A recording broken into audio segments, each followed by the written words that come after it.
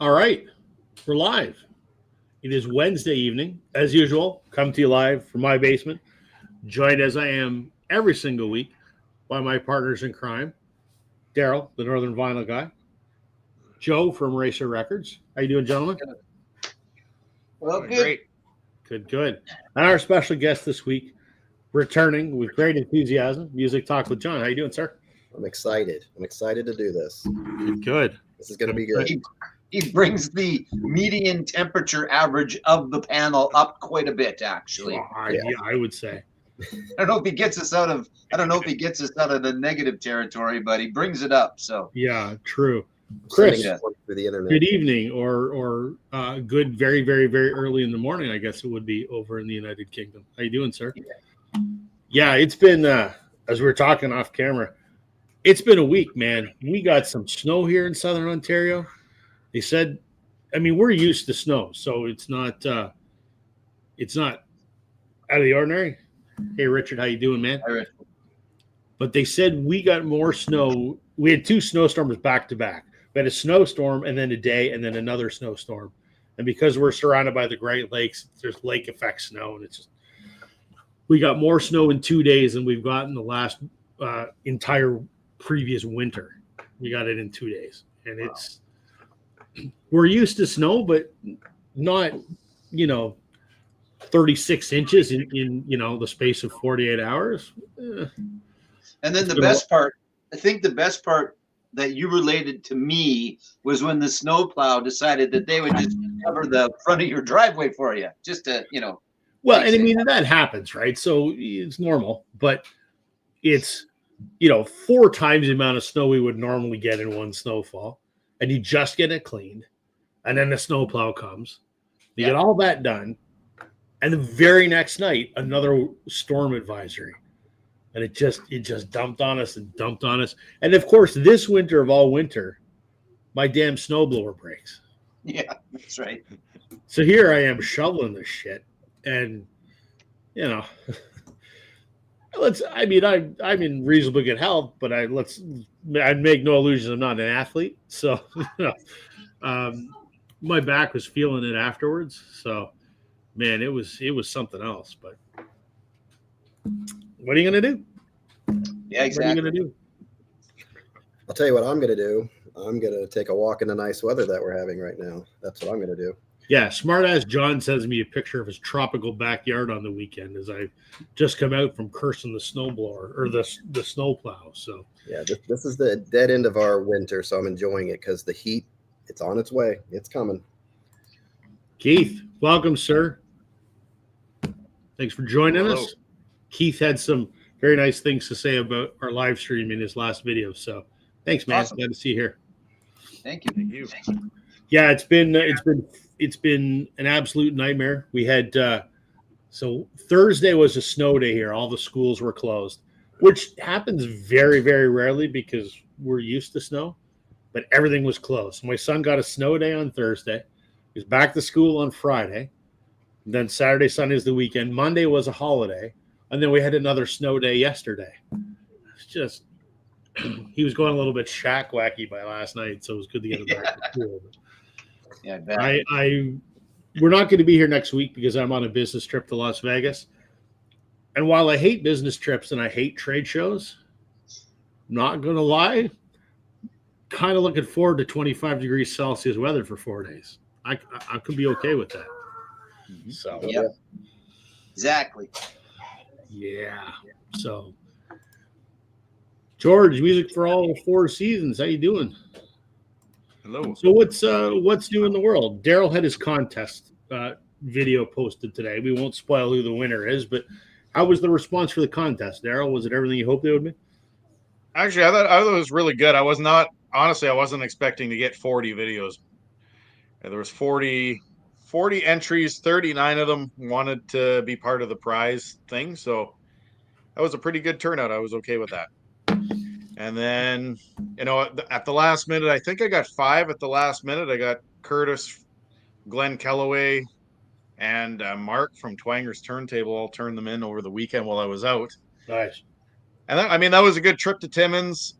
I hate taking the train. It is what it is. But my son played well.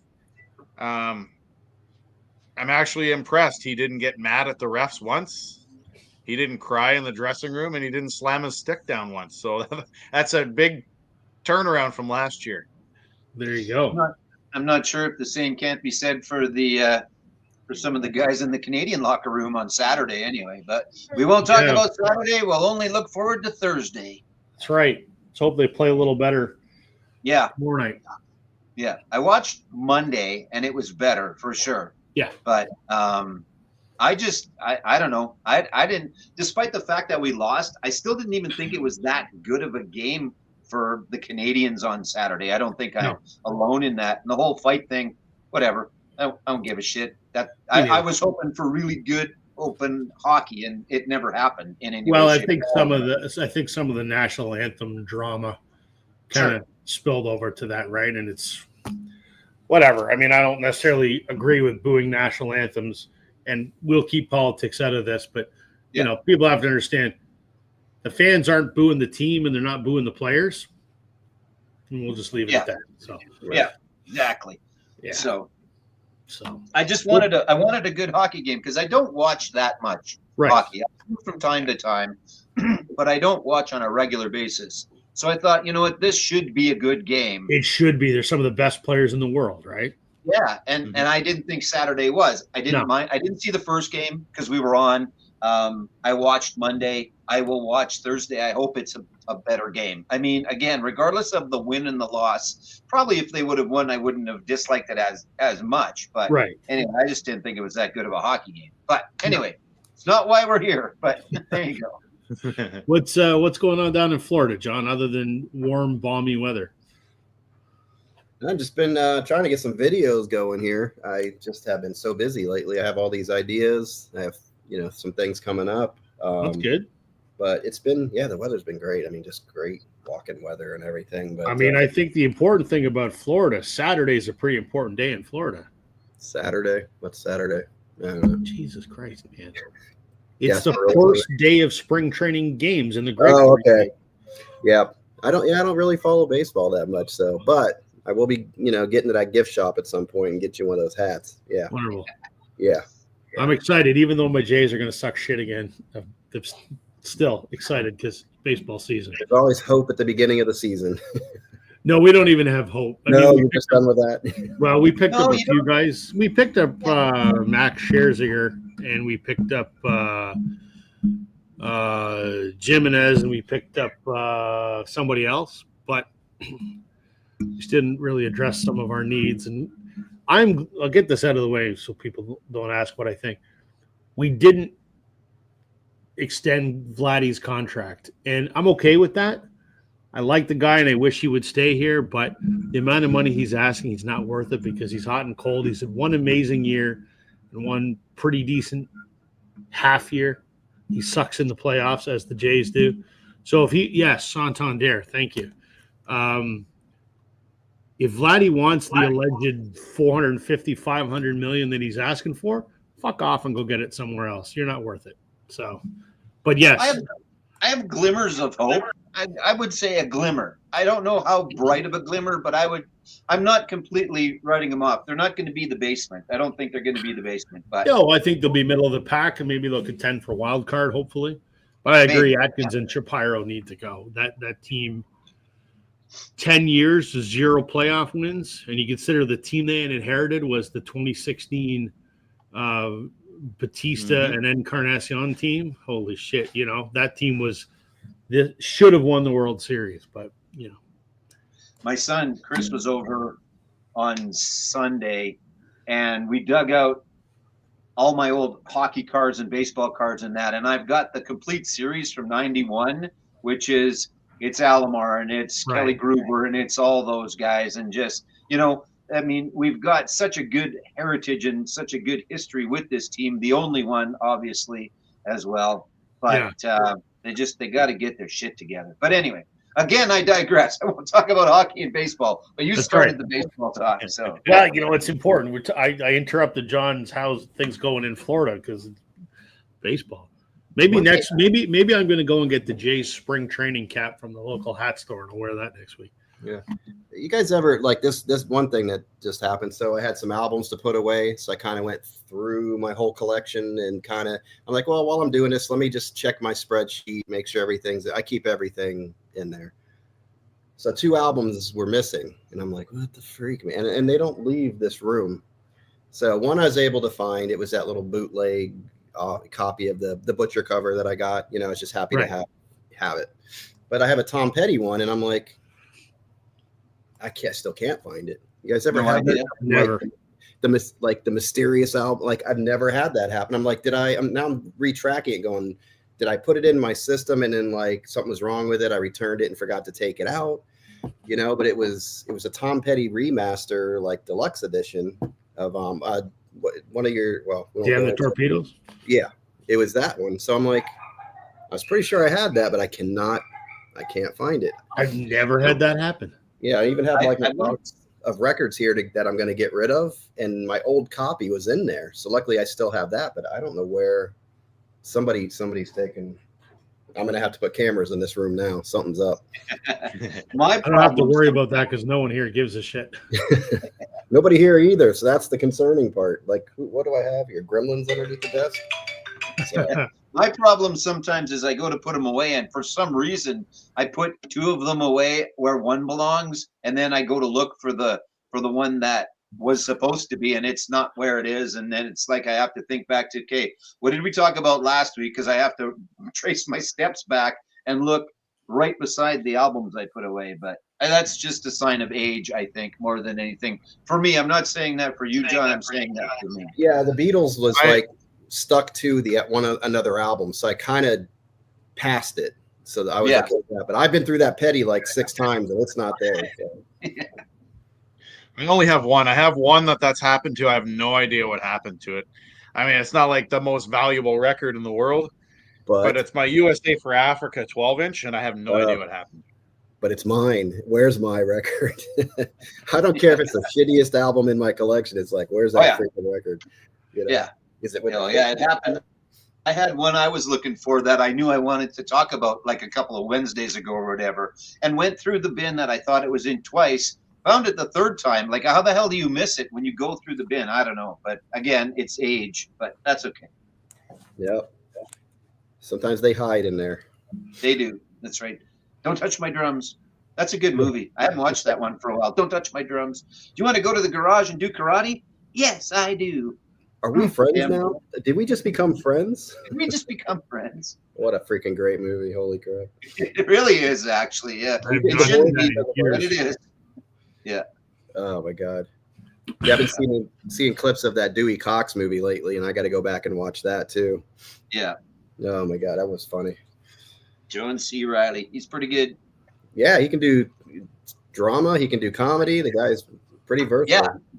He was in that Lakers not documentary that they did, that series they did on the Lakers, like when Magic was first around, and that he was the owner. He played the owner. He was pretty good in that. But then, and then of course he's in stuff like Step Brothers as well. Yeah, he's all over the place. He's good. Yeah. Boogie Nights. Boogie Nights. Yep. So our topic this evening, hold on a second. Keith is saying CDs are better at disappearing for me. There you go. Yeah, they're smart. Chris says, I went back and watched High Fidelity the other day and realized how much in common and I've got with the lead actor, including an ex-girlfriend. There you go. I haven't seen High Fidelity in shit. I like Jack Black. Jack Black's pretty. He's the music store snob. Yeah, he is. Yeah, every store has one. Yeah, Every it's worthy to go back and watch again. There was the series too, which was pretty good with Zoe Kravitz. Yeah, that was the lead role. Yeah, I was pissed off they didn't continue that because I thought it was. I mean, obviously, it was the right subject matter, but I thought it was well done. They were doing a good job. I don't know if they couldn't find a writer to continue or what it was, but yeah. No, I liked when she had that huge collection and she was trying to. They had the human side of it going. Yeah. Oh what man. What should I offer? What should I do? Wow. Yeah. And picking up all these albums, like wow, everything's in here. Yeah, that's a good movie. That was a good show. It was. I enjoyed it. Yep. All right. Our topic this evening is, I came up with, when we brainstormed about this a couple of days ago, I just, sort of verbal diarrhea came up with a dozen ideas, and I came up with the idea of let's show some albums that are related, that are connected in some way, shape, or form, and that met with unanimous approval from Daryl and Joe. So what we're going to do is I pulled 12 records out of my collection, and I sent them the list of what I pulled, and now they've pulled records that are sort of sort of 1 degree of separation from the ones that I pulled, be it, someone that appears on both those records, or those artists have worked together, or, there's a song on one album that's on the other, whatever the connection may be. I left it entirely up to them. And John got the list yesterday as well. So I'm going to show one record, and you're going to see 3 albums that in some way, shape, or form are related to the ones that I pulled. So if it goes over well, we'll do this again in the future, and Daryl or Joe will pull the records, and the other 2 of us will have to see what we come up with. So yeah, I like this one. We're gonna see how this goes. Kind of an experiment, but I think I started off with ones that are relatively easy. Although Daryl calls himself the researcher now because he had to do some homework. So I tried to make it as simple as I could. Because I actually like researching. I have my notes in front of me just so I don't forget why I chose them. But I'm okay with this. I thought this was a fun, even though I did research, I thought it was a fun project. I liked it. Okay. It was the most I put into it. Not that I don't put any effort into it, but it was definitely the most I put into it. Now, don't get me wrong. I like the 1 bin challenge. I thought that was pretty good because I got put away in 2 minutes. That was really easy. But yeah, this is great. This will be fun. Yeah. Yeah. Curtis, how you doing, sir? Welcome. Thanks, Chris. We thought it was kind of an interesting idea, so we'll see how it pans out. All right. Shall we get started? Plus, you get to go first this time. I know. Shit, that never happens. Okay. Look at that. I'm already large.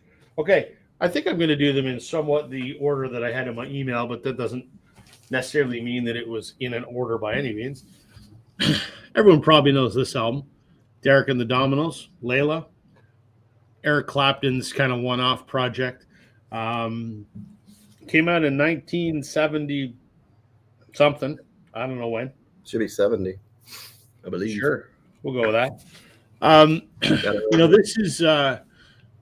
This is Clapton after he spent a little bit of time with the band and Dylan and saw what they were doing in Woodstock, and he desperately wanted to be part of that scene, but wasn't. So he went off to someplace in the South, and this was kind of his interpretation of kind of that band Woodstock kind of thing, was kind of what he wanted to do. He wanted to make an album of that kind of music. So obviously everybody knows Layla. I mean, that was in Clapton's entire discography, probably one of his biggest songs, but it's just a solid album top to bottom. Oh yeah. I think it constantly is on those lists of, the greatest albums you have to hear, whatever bullshit you want to call it. So Layla.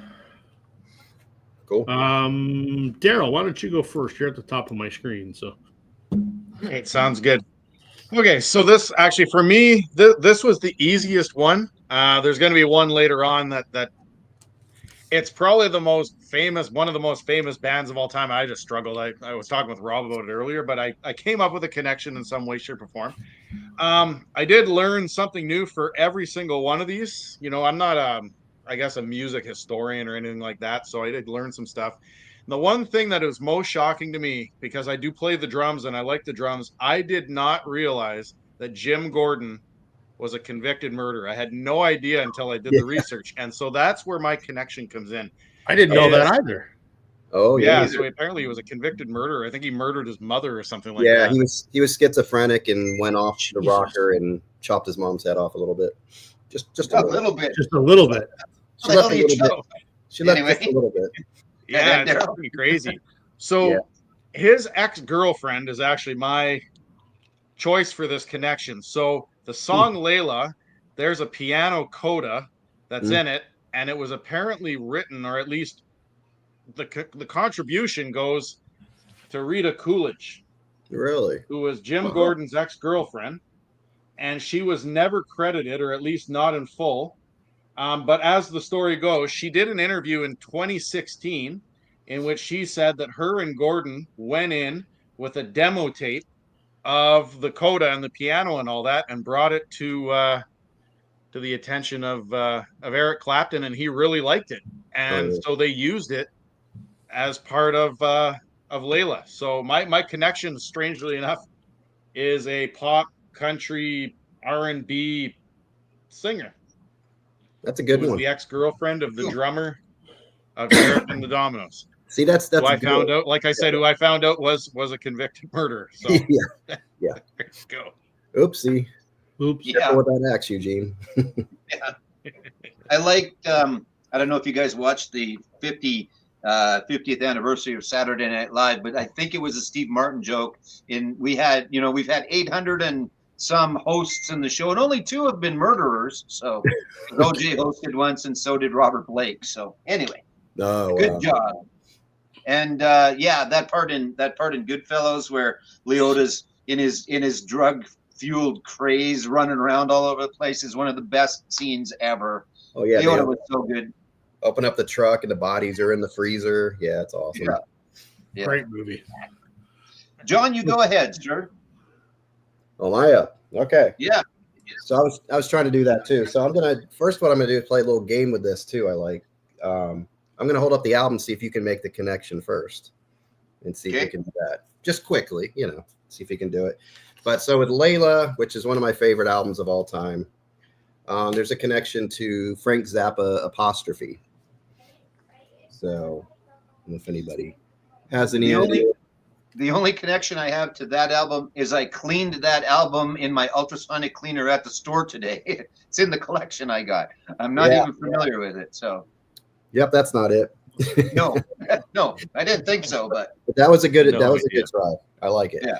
So going back to Jim Gordon, I was trying to. It looks like you're trying to put some thought into this too. Like, okay, I don't want to go Allman Brothers. I want to go a little. What can I do? So I looked around, and so Jim Gordon plays drums on this album also, on Apostrophe. Actually, there's a cool connection there too. So he plays drums on one song, the actual song Apostrophe, and with Jack Bruce on bass, who also played with Clapton, obviously, in Cream. I just thought about that. So they're on this, and it took me a while to find this album. Usually, if you find a used copy of this thing, it's pretty beat up, and they played. Whoever owned these albums played them.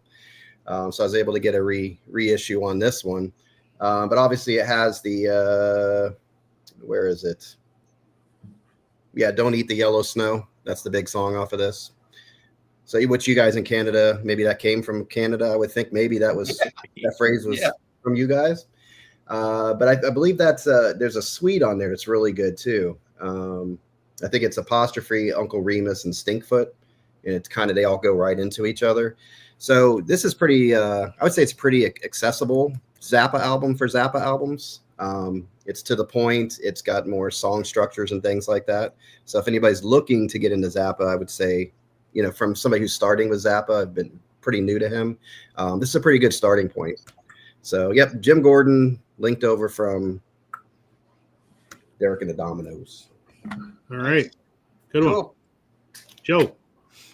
Chris, no, I have not watched any documentaries. I've been watching a lot of Saturday Night Live in the last little while. Although I think next week, maybe the Blue Rodeo one comes. Rob, I don't know. Did you look? It said, I think maybe next week.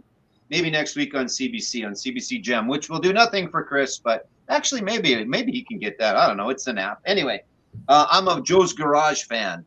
I like, but Apostrophe, like I said, I cleaned that album today at the shop. So, yeah, I went the song route. Layla, of course, written for Pattie Boyd, trying to steal George Harrison's wife at the time away.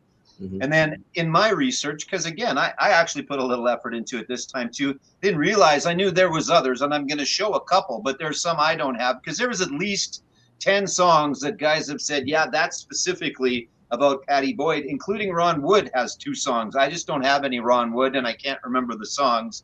but look them up. But of course, there is If I Needed Someone off of here that George attributes to writing for Patty. So there's that one. Of course, wrote Layla. And what's the other single that was on that? It's escaping me at the moment from that album. Second song on the third side. What the hell? Third side. No, why does love got to be so sad? No, that's not it. There was another hit off of there, kind of, right? Like nothing Layla-ish, but Off of Layla. Bell Bottom Blues is the only other big one, I think.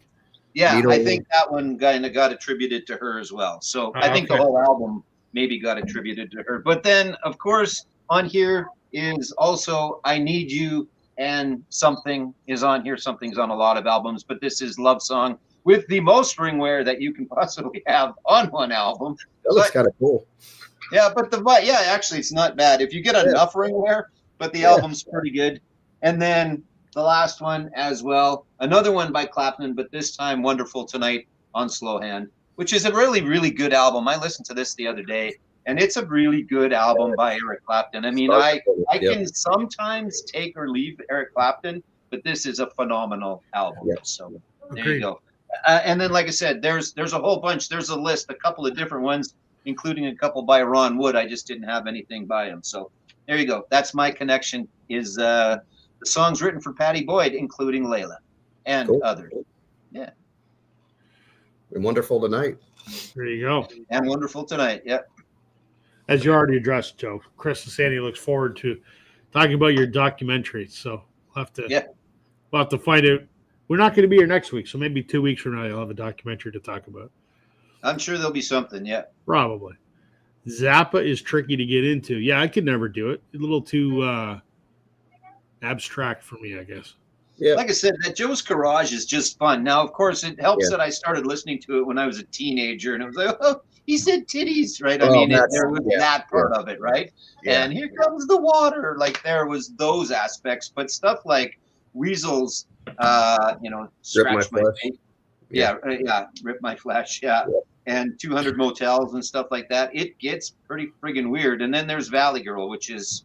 That's horrible. That song is horrible. Oh, my God. Yeah. I like the name of the album, though. I like the name of the album and the artwork that goes with it. So. Yeah, but man. Yeah. All right. There's round one. All right. In the books. Round two. I'm going to see what I picked this. Oh, yeah, okay. I don't necessarily have these in the right order, so not that I don't know that really matters. Mess me up, man. What's next? Yeah, you got to go in the right order. Or else. Yeah. Tom Petty. All right. Let's make myself large here. Okay.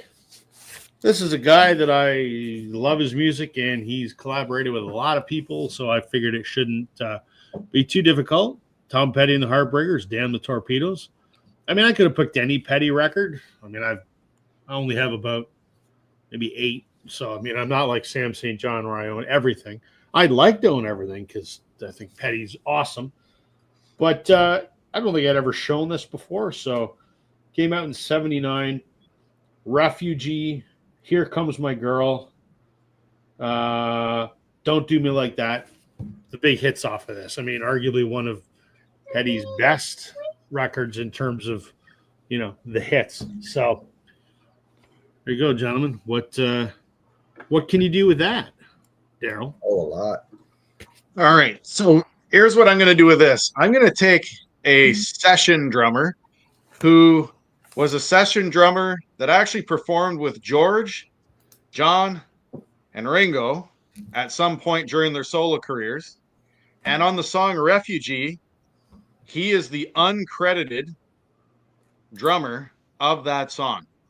And his name is Jim Keltner. Mm-hmm. And I have an album, which strangely enough, Jim Keltner actually performed with all kinds of different bands. But my connection is actually Pink Floyd, because he is the session drummer that is on this album here. When what's the name of this one? A Momentary Lapse of Reason. Great album. Which on a previous show, I actually said it was an album cover that I just don't understand. It's just truly bizarre. But it's basically, the reformed Pink Floyd of the 1980s. The big hit on here was Learning to Fly, and he's the session drummer that's on that track.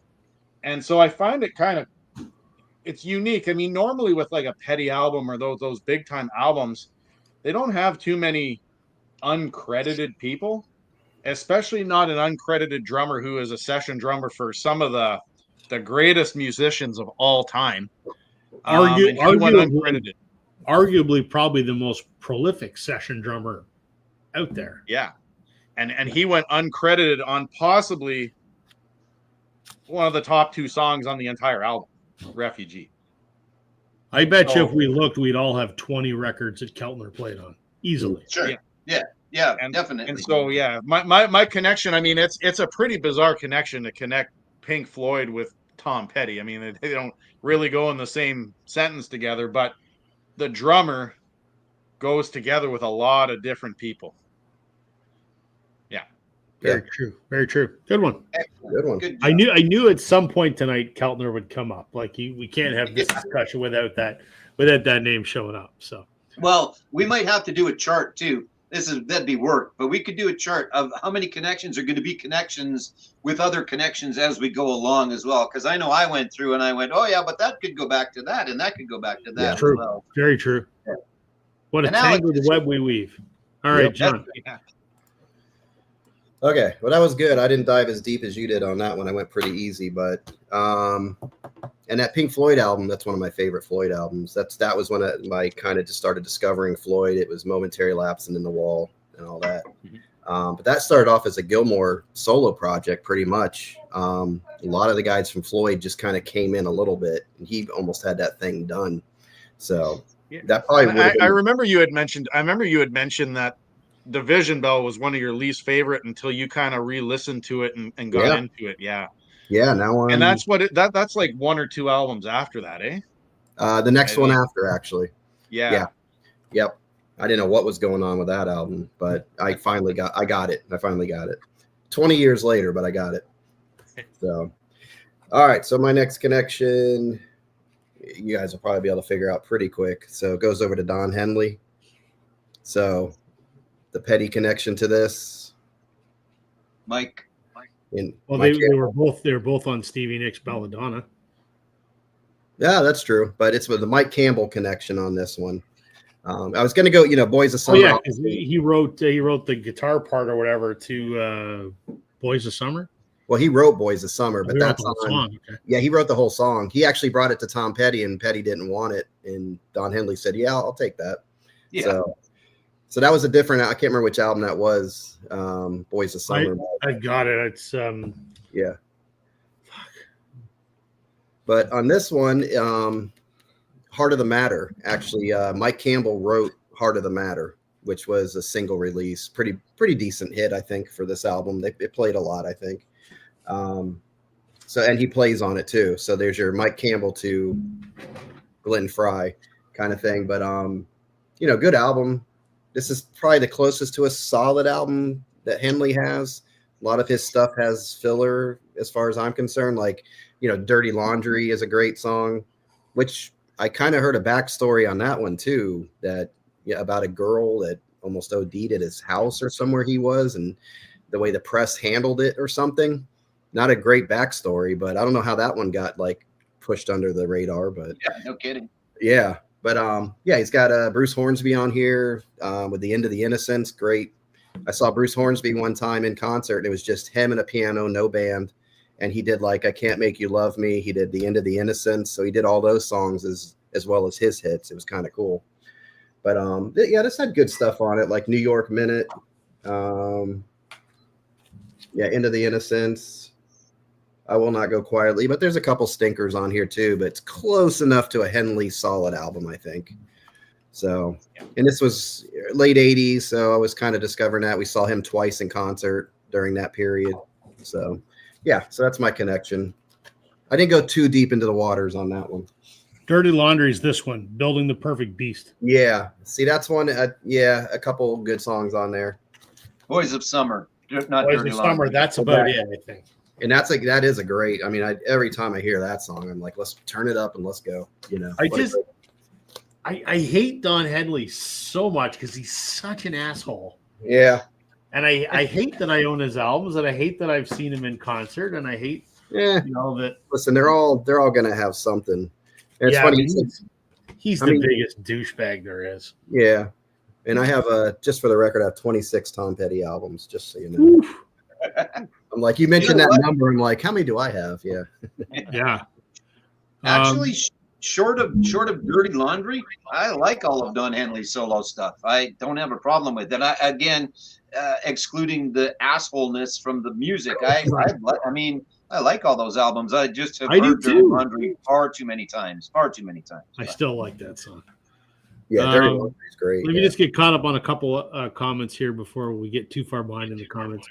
Chris says he loves Wildflowers. I love it too, but surprisingly, I don't own it. Shame on me. I have it digitally, just not on vinyl. Curtis, speaking of documentaries, you watched the Petty doc about the making of Wildflowers. Good stuff. Yep. Let's see here. Yeah, JWG Moore points out Jeff Porcaro, another prolific session drummer. And I would argue all the guys in Toto, beyond being in Toto, were, total brain fart, the guitar player. What's his name? Steve Lukather. Yeah. Guys played on everything. So I think Toto has done more stuff for everyone else than they did for themselves. So yeah, they were Thriller. They were, yeah. There's a topic one night, guys. We should do session players. There you go. Yeah. There you go. That Yacht Rock documentary actually brings up the fact that Toto was and the guys were in so much of that. Definitely spider-webbed out from there. Yep. So Yep. Alex, how you doing, buddy? Dirty Laundry is about the press talking about Don being a pedo. Yeah, well, he is just a shitbag is what he is. And of Innocence was co-written with Daryl's boy, Bruce Hornsby. I didn't know that. Definitely. Richard, here's a connection. U2's Rattle and Hum was produced by Jimmy Iovine, producer of Damn the Torpedoes. That is true. Yeah, Absolutely. Levine had a lot of stuff right in there. Yeah. yep. Keith says had to separate artist and the music. Yeah, we do Yeah. that sometimes. Yeah. And that's what Yeah, I do. it can be. Yeah. With Clapton, big time. Yeah. Yeah, exactly. Yeah. Chris says he just discovered Discogs. If you shake your phone while on the app, it'll give you a random album to listen to. Chris, you just discovered Discogs? Have you been living under a rock? I think he meant maybe he meant he just discovered the shake part. I guess. Oh, Maybe. I see. Yeah, Oh, okay. fair. Okay, Joe, I think it's your turn now, right? It is. Yeah. So All right. did I just do one? Yeah, I think I just did one for that. And I'm going to go with guys in the Heartbreakers that are on other albums. And I'm not sure if Sam is here. Sometimes Sam is here and not watching or not commenting. Anyway, the Avett Brothers, because Benmont is all over this on the keyboards. I don't know if he's all over it. That's not a fair way to put it, I don't think. But Benmont's on here. And I think Mike Campbell has had some help with them on some of their stuff as well. I think the two of them have been part of the brothers' career. So that's the route that I went. There was so many ways, obviously, that we could have gone. And we thought we might be doubling up, but yet we haven't had one single double up yet here. So, but man, if you don't know these guys, and I know that, thanks, Alex. If you don't know these guys, you got to listen to these guys. The new one is different, but I went back and I listened to this, and I think I only have 3 or 4 of theirs. Just good stuff. If you're a Petty fan and you're looking for a little bit of a side route, and if you watch, Sam's got a really good video about side projects from the Tom Petty and the Heartbreakers, but the Avett Brothers, really, really good stuff. So, Do you have the Avett album, The Carpenter? I do have the Carpenter. Yes, I like Magpie and Dandelion, but The Carpenter, Yeah. man, that is. I think I have 4. I have the new one. Yeah, I can't remember which, but I think I only have 4. I've got to get the one you held up. I have it digitally, but again, I don't want to order it. Someday I'll see it in a record store. So Yeah, exactly. here's an idea for a live stream: artists that should do a Netflix documentary on Amazon or Hulu or that. I think Amazon should do a documentary about us being, music Exactly. celebrities on YouTube. That's what That's I true. The true. growth of YouTube vinyl discussions. Yeah, they Right. could do probably somebody good. Nobody wants to pay up for that nonsense, so you're not getting No, it. that's right. I was going to ask the same thing, Joe. I had this thing fluttering around, actually. Just wondering about the discount code.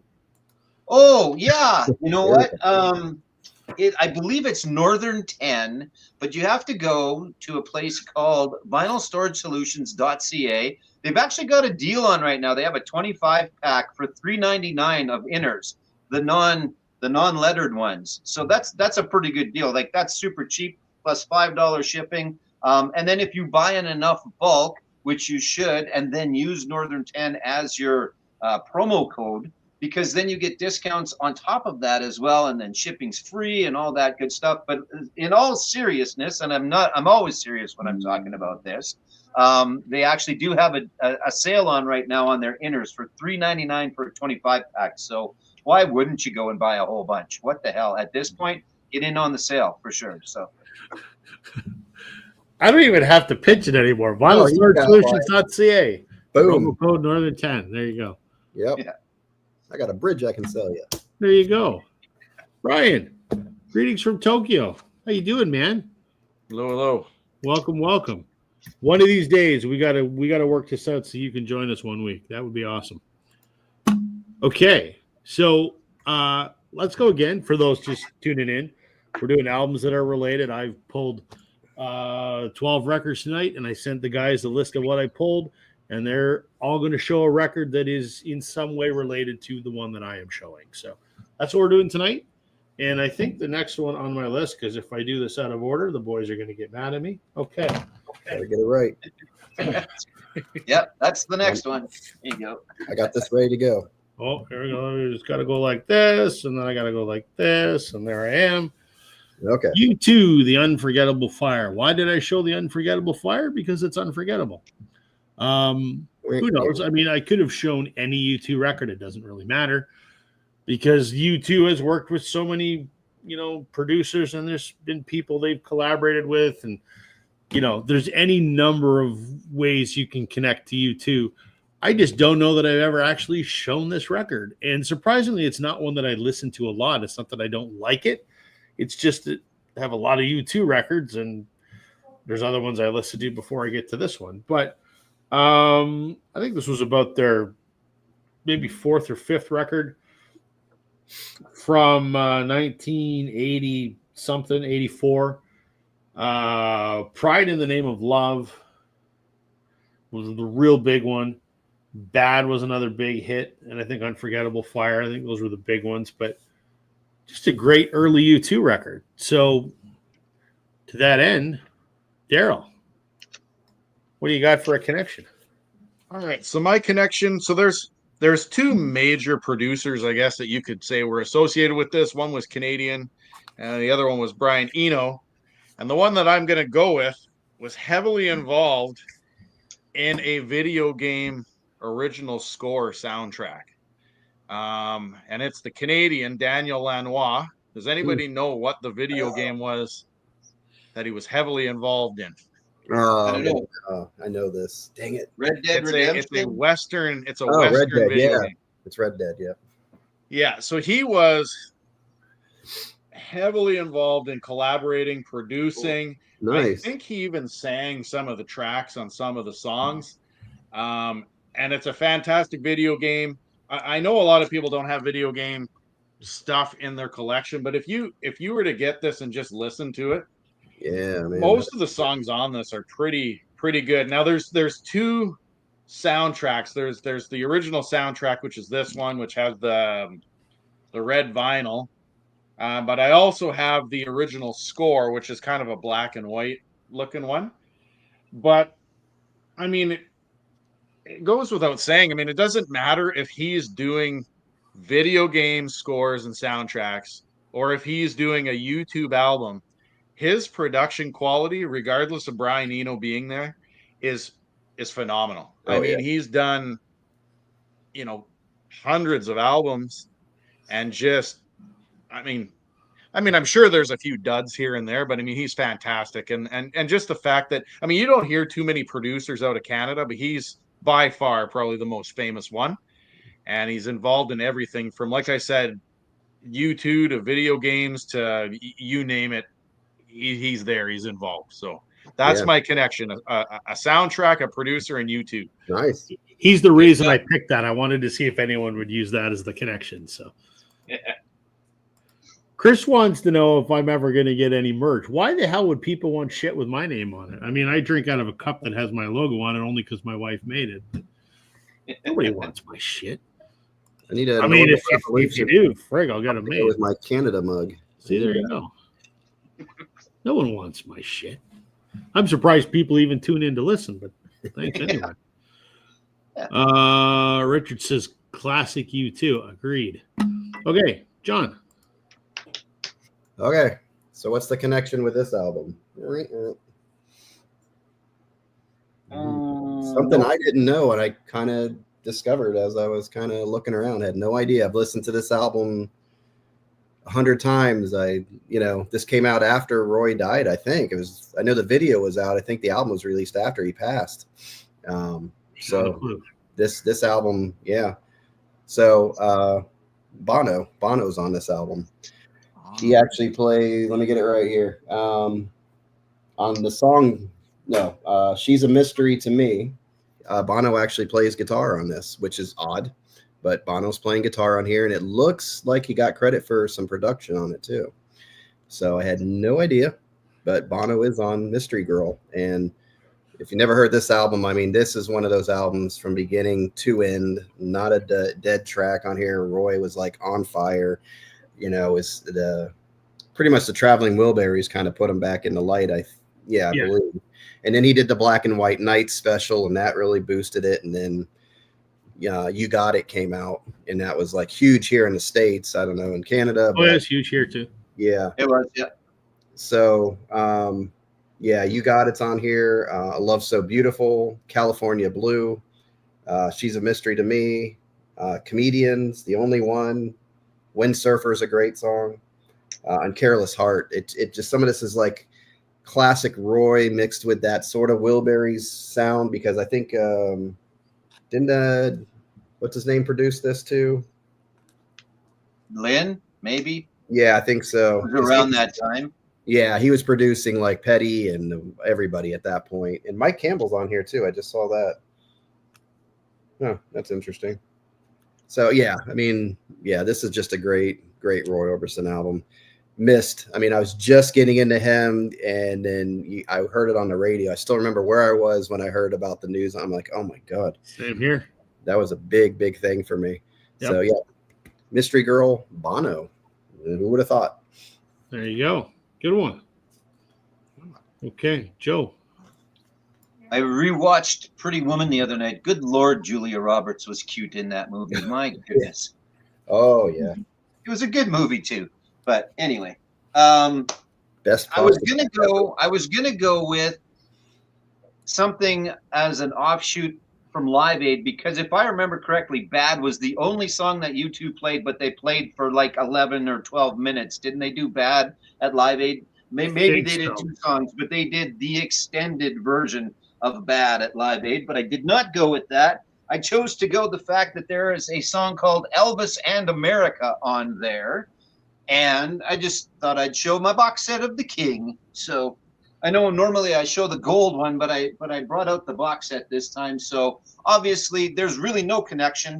There's a little bit of, from what I remember, it's something about the song is a bit of a protest to some writer that didn't think that the latter Elvis offered anything. So it was Bono's response to this writer. And then he was also pissed off at that same writer about some other book that he wrote about Bob Dylan. But without bringing it up on Wikipedia, which is where I saw it, it's something along the lines of that. But Elvis and America, a song on The Unforgettable Fire. And this is The Legend Lives On. This is the Reader's Digest, which is usually, not something that we go with. But this is the collector's edition. I do have another one at the shop, and it's the 25th anniversary. It's just got Elvis Aaron Presley written across it. And I don't know if you guys remember or have seen it before or not, but it's got part of it, and whether it's bullshit or not, part of it is you get a little article of Elvis clothing in this little envelope. There's one of his outfits, a little snippet of what's supposed to be, and it could just be some dude's, tie or dress shirt or something like that. But in the box set, every box set, not this one, the other one, had a little bit of an Elvis costume in it. So I thought that was kind of cool. And it's still in there, which is the other thing. Like some of the fact How much that are you some of selling it for? I can't remember. I'll have to check. I'll let you Let me for know. sure. I would buy that maybe. Yeah, It might and I have some cleaned it. I Elvis cleaned it DNA. all today. It's good. It's got the movies, like one disc. It's an 8-disc set. One disc is the movies. One is the comeback stuff. One is the Vegas years. One's the early years. It's Sweet. pretty good. I'll have a look and I'll let you know for sure. So, but there you go. That's my connection to the unforgettable fire is Elvis and America and the King. Right on. Keith is pointing out that Springsteen was on that Orbison tribute show. Yes, he was. Oh, And So stay many- tuned. Springsteen will make an appearance tonight. I promise you. Yep. Both that U2 album and Sabbath Bloody Sabbath were recorded in castles. I did not know that about Sabbath Bloody Sabbath. If you're going to start on Elvis, which album would you start on? Oh, Chris, that's a hard question, man. Well, no, don't I think- start with the first one. No. See, okay, so here, I love Elvis. Here's my. It's like when you ask someone which way do you watch Star Wars. There's 5 different answers. So I look at it this way: there is 4 periods of Elvis, right? You've got your early Sun Records Elvis, which is awesome. And then you have when he made his move to RCA and he went huge. You know, you're talking like Heartbreak Hotel and Jailhouse Rock and all that early, you know, awesome stuff. Then there's the movie years, which suck. And then there's from the 68 comeback special onward. The 68 comeback special is awesome. And then he progresses into the diamond studded jumpsuits and being a little overweight. So A little. where do you start? I would say anywhere but the movies, Yep. Yep. right? If I were to say if I had to pick one Elvis record, 68 comeback special, and yes, you're going to see it in a few minutes. It should be coming. Yeah. But I also really like the Sun Records stuff. So And that's the thing too is if you want to just go with the hits, you have number ones, right? Which is like the first hit to the last hit, and Sure. that's what you want to listen to, and that's the Elvis that you're going for.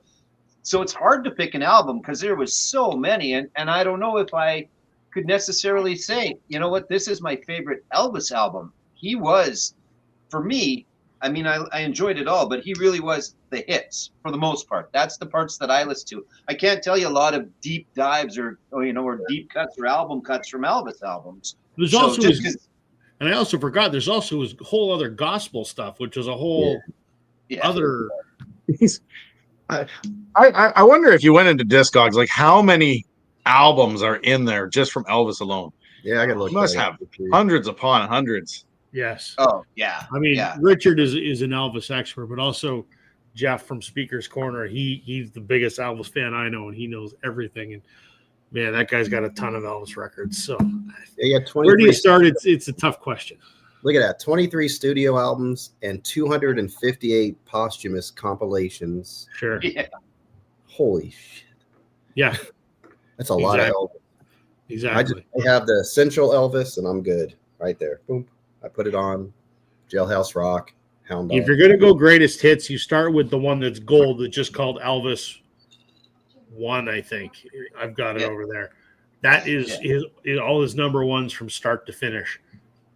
That's a good place, I guess. But if That's you want what I an meant. actual album, go 68 comeback special. I guess. Yep. I would. So, That's why we have streaming services. Check it out. exactly. Yeah. Exactly. Okay, what's Richard saying? Yes, greatest hits, then comeback albums, then 68 to 70 Sun and Sessions, yeah. Sun Sessions. Yes. Early stuff. Yeah.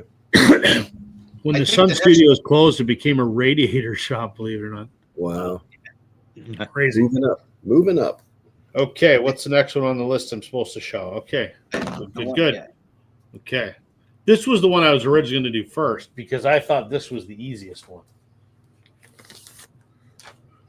One of my favorite albums of all time, and I think the best live album ever, The Last Waltz by the band. New Year or Thanksgiving 1976, I think.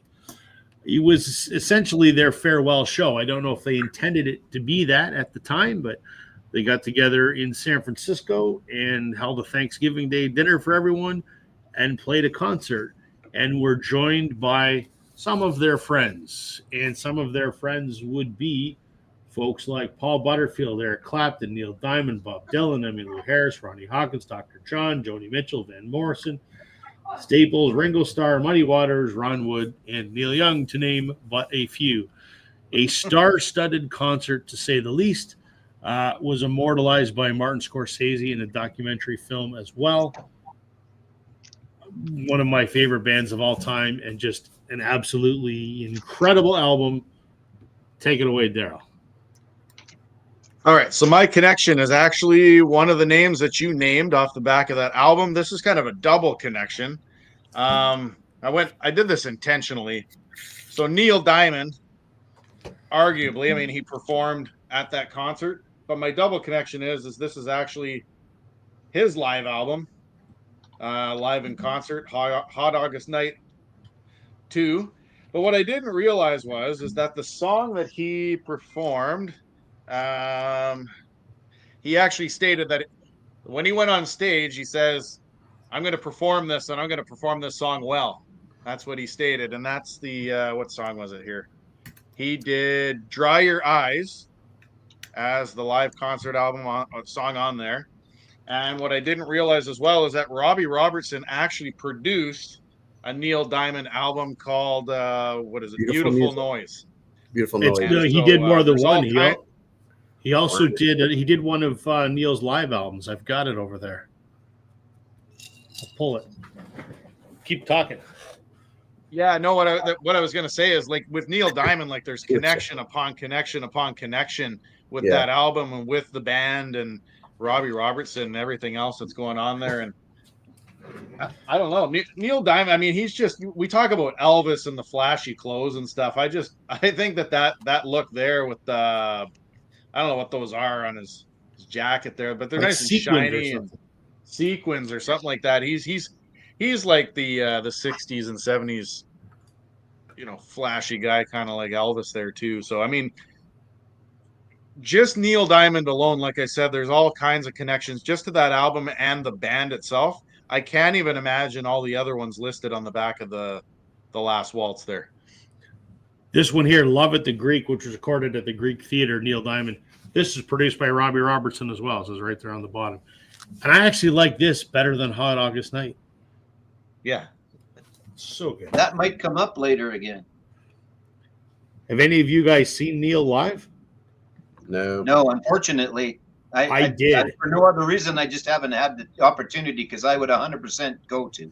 I did, and he blew my fucking mind.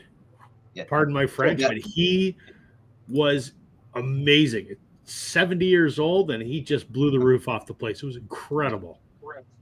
Loved it. Where are we here? A couple comments on it caught up on here. Chris is saying he's been recently listening to the band, and they're pretty effing good. I would agree with you, sir. Yeah. I don't like Bob Dylan, but I prefer his band. I don't have a colorful metaphor for Bob Dylan tonight. Sorry. I don't want to recycle my asshole and cheese grater analogy. Neil Diamond cheese grater? Really? No, Chris, come on. What? No. Neil Diamond is awesome. Disagree. Yeah. Keith goes from Cheese Elvis graters to might come up Jewish later, Elvis. too. That's pretty good. That's a good one. Neil Diamond reminds me of a drunk person on karaoke that think, oh, Chris, no, man. No. You're used to listening to drunk people sing Neil Diamond. That's the That problem. must be it. You need to throw on an album. Solitary Man is a solid song. Yes. Oh my I think God. everything Neil did was bloody brilliant. Brother Loves Traveling. Come on. Alex is saying, Love the Greek may be great, but Neil's package is much better on Hog. Yeah, it looks like he's holding an Yeah, eggplant he's on that showing you everything. Yeah. one. I've got it, but I'm not going to pull that because we don't need to see that. So, okay, John, what's your connection to the band's Last Waltz? Well, when I hold this up, it's not too hard to guess the connection, but Muddy Waters had to get some There you blues. go. So this was his, I believe, his second studio album, fourth album overall. just I hadn't even heard of this album until it came out on this. Now I got a little story behind this whole thing, but what a great sounding album. If you just find an original or not even this whatever this is supposed to be, the super vinyl or whatever the hell this is on the One Step. But this is my third copy of this one. I've done videos on it. First one, record was kind of warpy, and you're not really expecting that when you're paying the money for one of these box sets. Got the second one, same thing. So I'm going to do a video on this at some point this year to see if the third one's the charm. Is this it? Is this going to be the one that actually I can? It's playable, but you can see it, and you're like, man, I don't get it. The quality control on something like this, and you got all that wonky stuff, but it plays. It's not like the sound's affected, but it drives me nuts if I can see that little bit of turn on the vinyl, But this has Willie Dixon on here, I believe, which he is a great bass player. If you ever see the album I Am the Blues by Willie Dixon, pick that bad boy up. But yeah, it was really just, most songs are like pretty basic with, I think he's playing mostly acoustic on here, if I have it correct. So he's playing acoustic, you got a bass line running through there and drums. So you have a nice, just clean sound, not overproduced. So this is just a great sounding album, and I was happy to get hopefully number 3 is going to be the one that I keep. And then the dilemma is, what do I do with the second one? How do I get rid of it? How do I make sure I don't want to just sell it to somebody and they don't know what the issue is. And some people are okay with that. A lot of people are buying record flatteners now. But there was like seam splits on this too. And I'm like, what is going on with quality control, to put this together and have those issues. So, but anyway, besides that, if you ever see this, grab it. It's a really good album. Good sounding album. We have a nice, not that version. We have another 180 gram audiophile-ish version that we just got in at the shop as well as part of that collection. It might come home to get listened to because I don't have that one. I did choose Muddy Waters. I got that. That's good. So, is that his first one or second, third, somewhere early? Yeah. Yeah. This is, and it's on chess too, which is kind of cool. I'm not sure why, but I always enjoy a chess record. Sorry, Rob, were you going to do some comments? We could do it. Whatever. Right. Yep. The floor is yours. So I went the Muddy Waters route as well, and honestly, I actually also cleaned not one but 2 copies of The Last Waltz at the shop today. So I had that going on. And I've got one more quick connection as well, because you mentioned Rob Wood, and I mentioned earlier that my boys and I kind of cleaned out. We didn't really clean it out. We just took all the shit out so we could get to the cards and stuff, and then we put it all back in the room in behind there. But the other thing that was in the box with the baseball cards and the hockey cards were these comic books. They're called rock and roll comic books, rock and roll comics. So the cover is color. Anyway, it's the Rolling Stones and Ron Wood. That's why he's right there. There's a picture of Ron.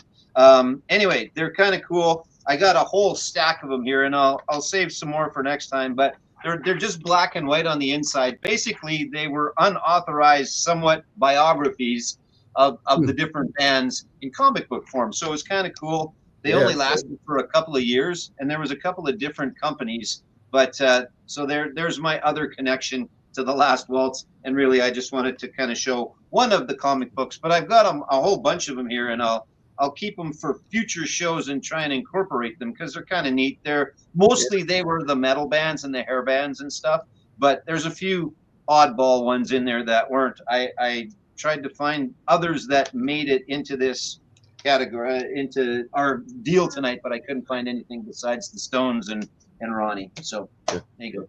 When did those come out? Like 80s, 70s, 80s? 90s. I'll see if there's something in here specifically, but it should be the 90s.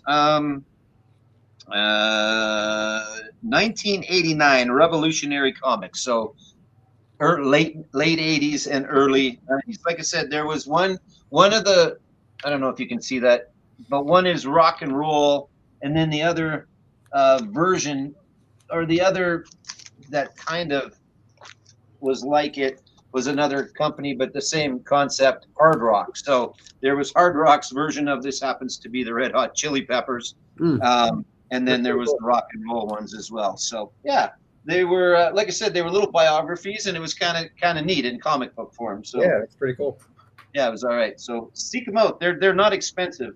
They're if you see them somewhere, they should be like $5-6. So, and they did maybe 40 different bands along the way. So yeah, kind of neat. Going back to what John showed, Richard saying, I refuse to pay the money for super vinyl and UHQR, etc. Yeah, I agree with you, sir. I don't. Yeah. The only way I'm paying that money is if the actual band comes to my house and plays. So What does UHQR even stand for? Ultra high. Ultra high quality record.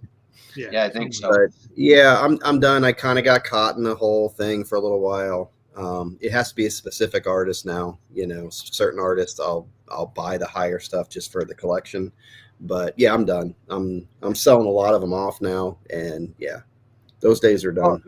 Yeah, and that's I don't know thing. if you're the only one that doesn't get jazz. I mean, I don't have a lot of jazz. I think it's kind of an acquired I love it. thing. I got like 100-something albums over there of jazz. Yeah. I don't get it either. My dad was a big jazz guy. I heard a lot of jazz growing up, and it just did not interest me and still does not interest me. So, oh, it's so good. The audiophile stuff, as a guy that has a shop that needs to sell some of these high-end albums, I'm not exactly sure what to do with them because they go for the prices that they go for. And Jazz I was sells listening. Pardon? And jazz should sell higher. I mean, at least down here. No, it does. No, it does. Yeah. But as an example, today I was listening to there's a and it's not the same as the UHQR. Those are probably the top dollar ones. But Mhm. there are certainly some like the MoFis. I was listening to Gordon Lightfoot's Sundown today, and it was the MoFi version, and it sounded really, really good. Mm. And then I put on the Canadian version, and it was pretty good too because it was nice and clean. They were both clean. There was definitely a step up, but is it enough of a step up to go from, let's say, a $20 album to a $35 album? Yeah. I just got to find the right person that says, "Okay, I want the best version of it," or in theory, the best version of it. That's the thing. So I'm kind of torn on the whole because I've got two big boxes of really good high-end audiophile stuff because this collection, the guy owned an audio shop, and that's what he got. So. Yeah, a lot of stores will have their audiophile section because you have people with like killer systems and all that stuff. Yes. So to have that audiophile section just with everything in it, I think is a good idea because you're going to have those guys come in and they want that for that system that they paid for. Sure. There's a gentleman that we talked to last year at one of the home shows, and he said, "Just let me know when you get audiophile stuff in because that's all I want." He's also got the $6,000 turntable with the $4,000 cartridge on it. So yeah, that's and really, the guy who buys those, right? Yeah, and for me to play these albums on my system, it just doesn't really even make sense. Again, you get caught up in the hype. Yeah, exactly. Anyway, I digress. On we go. It's all good. Keith is saying he likes Lightning Hopkins. And, oh yeah. Richard's saying most of his UK friends who like jazz seem to like very obtuse types of jazz. Not my thing. No, I like hard bop. The good, just Miles Davis, Art Blakey. Yeah, that kind of stuff. Chris is asking, is anyone going to watch the new Zeppelin film that's coming in cinemas by any chance? Yeah, I'd like to see assume a lot of people will. I think I'm going to pass. Yep. It's playing at the IMAX theater here, which might be kind of cool to see it in IMAX or whatever. So maybe. Curtis says he's going to go see it. Here we go. Right back. Okay. All right. Next round. What did I have next on the list here? Let's. I think you had the long run. No. I did. Yes. Yeah. This douchebag is going to be talked about for the second time He's tonight. coming up again. See, that's the thing. If we drew lines to all the different things, there'd be a lot of lines tonight. So. You know, Sam, how you doing? You missed. We were talking about Tom Petty and the boys earlier. You missed it. Okay. Yeah, you're gonna just hold on, Rob. I don't think I got the long run. Oh, it's in the email. On mine, I think it was the Fleetwood Mac. It's in between the band and Fleetwood Mac. It's on the list. Hold on, let me see here. I'm It's looking at coming. the email I sent you. Yeah, I'm gonna go back and check. I might have to pass on this one for a sec or find okay. one. Hold on. Just look through your other stuff. There'll be some connection, I'm We'll sure. find some Oh Joe yeah, no, Walsh or I'll Joe Walsh or Don I'll get Henley you a or connection. Poco or Yeah. who produced this? Bill Simpson. You got to have something that Bill Oh no, Simpson. I've got a connection. I'll just gotta flip around and check. Okay, I'm going to talk about this then. Yeah. Okay, you know so what? all right, I was You going go to go ahead. pick some. All right, the long run. The last Eagles album, you could say, before they had their infamous fight and their breakup that lasted 15 years. And they did have a studio album and a half after this. The half was Hell Freezes Over, and then they did Long Road Out of Eden, neither of which were great, to be quite honest. This is actually probably my favorite Eagles record. I mentioned I can't stand Don Henley. I think he's an asshat. And I don't really think much of Glenn Fry, rest in peace. I both think they're monsters, the two of them. But setting them aside from the music, I love the Eagles. And I had the privilege of seeing them when Glenn was still alive on the Long Road Out of Eden tour. I loved it. Joe Walsh was my guitar hero. I love this record. Probably my favorite. I don't really like Hotel California, believe it or not. I'm just kind of burnt out on it. But the Long Run I love, and specifically the title track, The Long Run. But there's also other cool stuff in here, like the Disco Strangler. I love Heartache Tonight. Great. Yeah. So the last Eagles album from 79 before the big breakup. So it's Henley and Fry and Walsh and Schmidt and Felder. So Daryl, take it and run. I'm just because I had to grab something really quick. I don't know how I missed that. But I mean, I'm gonna go with the one that John showed earlier. It's literally like the easiest connection I could grab is this Don Henley from the band. And that's all right. I agree with you, Rob. I mean, his just the fact to me, and this is the thing that pisses me off the most is you can't play 10 seconds of a Henley or Eagles song and you get blacked out or it gets muted or whatever it is. I mean, the fact of the matter is it doesn't matter. I mean, you're still going to make your millions and millions of dollars if somebody's advertising your song. Like what? Yep. I just don't understand it.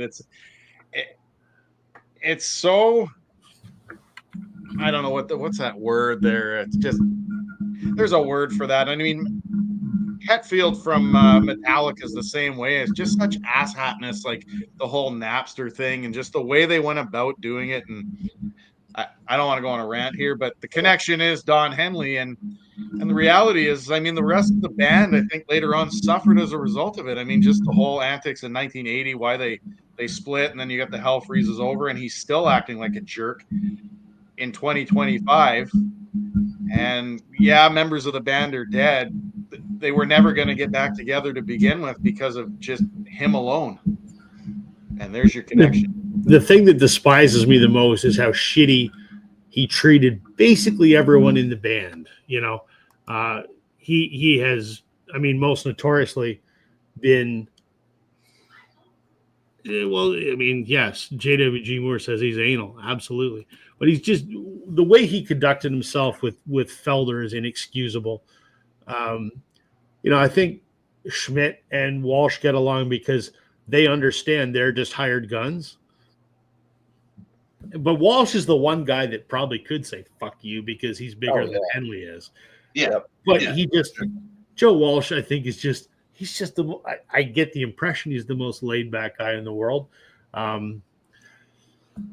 Just Henley, for the way that he's treated everyone and demands the majority of the royalties, which makes sense now, given that he's the only original member left. But when the Hell Freezes Over tour started, the way that he and Glenn conducted themselves is just absolutely inexcusable. So there was a Letterman show. I'll tell this story quick. There was a Letterman episode where someone in the audience said, "Will you come with me to see the Eagles?"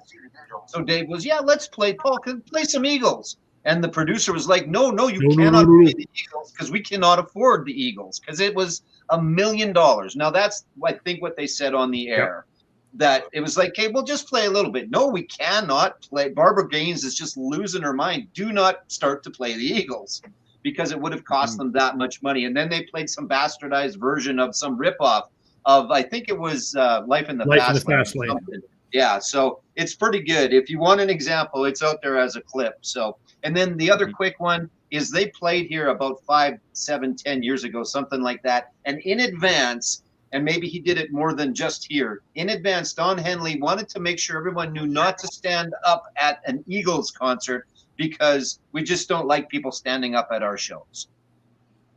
Fuck off, Don. Come on, man. Like, I mean, I went because I wanted to see it, and I can still somehow separate the asshole from the music, and I wanted to see Joe and Vince Gill, who Joanne loves, was playing. So that's why we went. But come on, man. No, don't stand up and enjoy yourself at our concert. Shut up, dude. That'd be terrible. Anyway, sorry. Go ahead, John. All right, John, you're up. Okay. I got to go say goodnight to the boy. I'll be back in 60 seconds. Okay.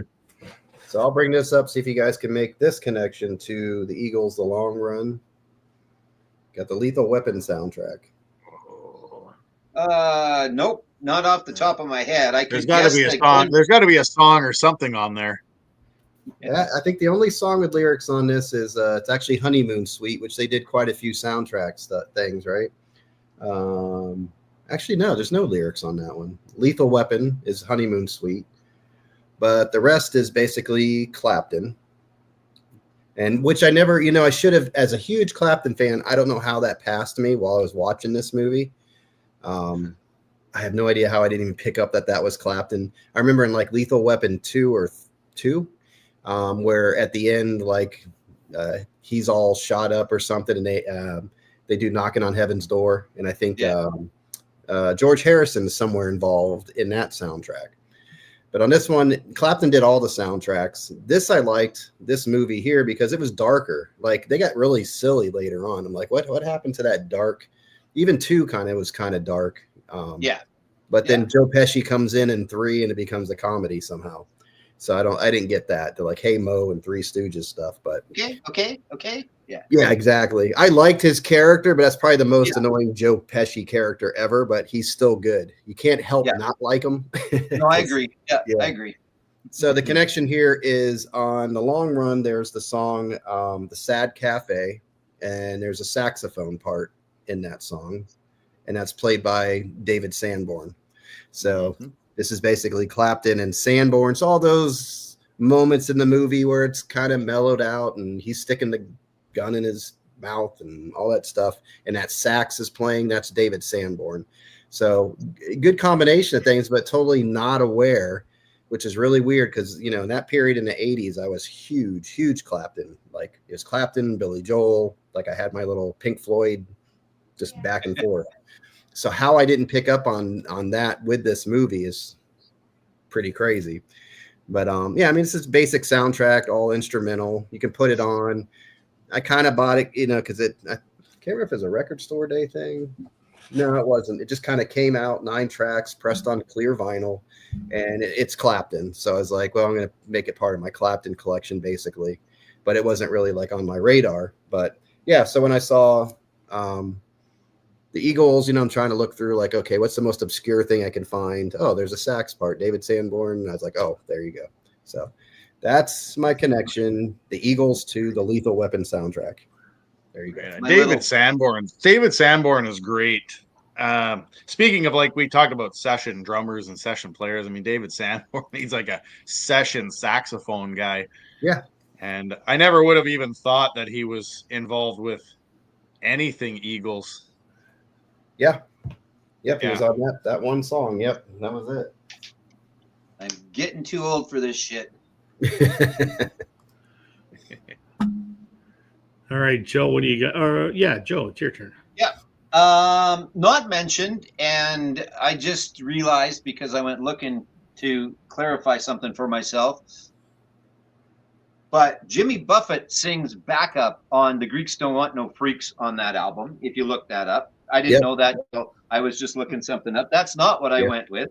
I went with the fact that one of the co-writers of Heartache Tonight is Bob Seger. Yeah. So, and why I chose this one, I'm not sure. I just thought in case Trevor was here, because I know Trevor will take this copy off my hands if I ever decide to give up this copy of Back in '72. I'm pretty sure it's Trevor anyway. But yeah, I didn't. I was yesterday days old that I learned that Bob Seger was a co-writer on Heartache Tonight, and I'm not sure if that's kind of odd. I didn't think there were a lot of other than Jackson Browne and their little group or whatever. I didn't ever put together Seger and those guys. So I don't know. Did they take something from a Seger song, and that's why he gets? No, I think that Seger and Glenn probably, right? Both Detroit guys, maybe. Yeah, both Detroit guys. I think that's what the connection was. They knew each other back then.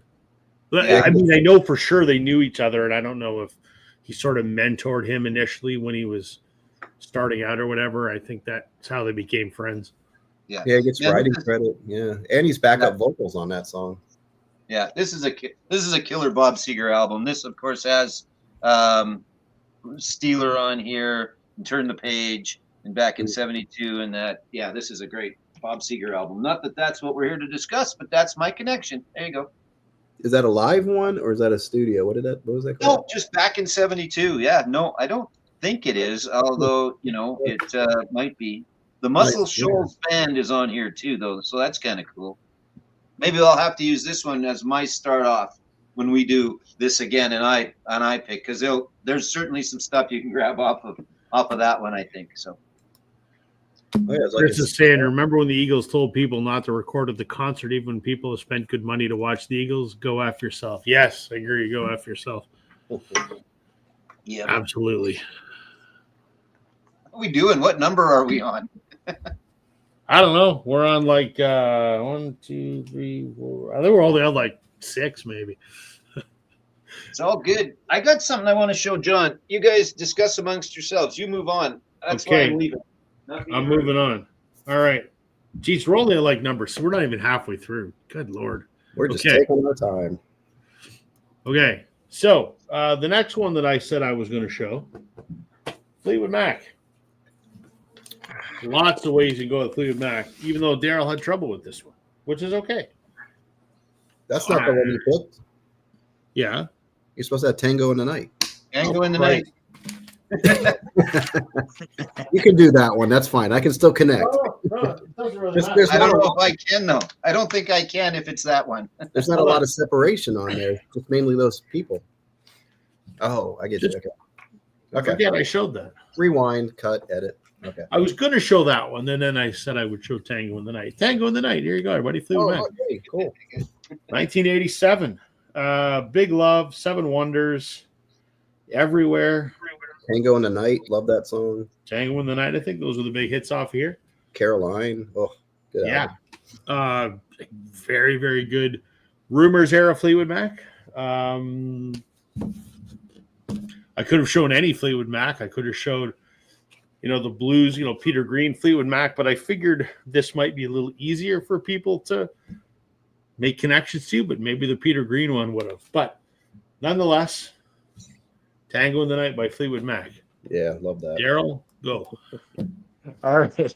So yeah, out of all the choices, like I said, Derek and the Dominoes was the easiest one for me. This, for whatever reason, this was the hardest one. I actually don't have any Fleetwood Mac in my collection. I don't have any Stevie Nicks, no Lindsey Buckingham, which, I mean, I like all of them. I just, for whatever reason, just don't have anything in my collection. So this connection is going to be a little more obscure, and in fact might even be a little bit depressing, depending on how you want to look at it. So we know that Tango in the Night took about 18 months to record that album, almost 2 years.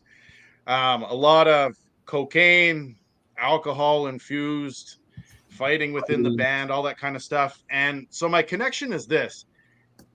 Stevie Nicks in 1986, I think it was, checked herself into the Betty Ford Center under the pseudonym Sarah Anderson because she didn't want to be noted. And at that time, there were lots of musicians that were going in and out of the Betty Ford Center. for treatments, things like that. And one of those that I'm not saying she came across, but my connection is the Betty Ford Center, was Andy Gibb, who also checked himself in roughly around the same time. And within 2 years of him checking himself in, he died in 1988. Whereas in the case of Fleetwood Mac, they got their shit together, so to speak, a little bit, recorded the album, whole pile of hits off that album. I know it's an obscure connection, but I mean, That's good. it's a connection. Fair. And Yeah, I like that. unfortunately, like I said, I mean, it kind of goes to show, even with that connection, like the battles and the struggles that bands and musicians and individuals, and it doesn't even matter if it's a musician, I mean, just people in general go through, and the lengths you'll go to try to correct it. And I mean, the fact is that, I mean, she checked herself in under a pseudonym. She wanted to get help, but didn't want like the publicity of everybody knowing where she was. One of the most famous centers. I think I had read that like Ozzy Osbourne had checked himself in within months of Stevie Nicks at the same center, right? I mean, they were all doing the same thing, and it's just a very turbulent time, not just for that band, but for every band of the 1980s. I mean, you know, I always like just talking about like that. What was it? The movie The Dirt there with Motley Crue, and just everything that was going on even at that time with hair bands and metal bands, and they were all subject to that, right? It was just part of the deal at that time. And so Yeah, there's an obscure connection, but it works. There's probably a connection to the Betty Ford Clinic and or a similar clinic on every single one of these albums. Unfortunately, that's just the way that it was. You should do a whole episode on just Betty Ford artists. Yeah. Let's do that. You could. Yeah. Joe. Yes. No. Yes. No, No. John. Big See, I fuck it up once every night. God dang. No. We'll set you straight. We will put you in your place. You wouldn't be the first. You wouldn't be the first person today. So. So it's not hard to make the connection, but I was in the record store. This is what it did, and this is the thing I love about record stores that play vinyl. You know, when you go in a record store and they're streaming music, you know, I love the fact when you go in a record store, they're playing something, you like it, and you can buy that album right off the turntable. So I'm like, I'm browsing around, doing my thing, and I'm just, you know, one of those moments. It's funny. It's kind of like Tango in the Night when I first heard that album. I don't remember which was the first single off it, but it didn't catch my ear, you know, and I was young. But it was playing, Caroline or Tango in the Night was playing in the music store. And I'm like, okay, I got to have this. And then I put all the connections to Rumors together and all that. Same thing here. So I'm in the record store, just doing my thing. I'm like, man, you know, just getting into the album, didn't recognize the voice. And I'm like, man, this is really good. I'm like, who the hell, what is this? You know, it had these, it was an African feel, had these vocals, a lot of African percussion going on in it. And it's this album right here, if you ever see it, Mick Fleetwood, The Visitor.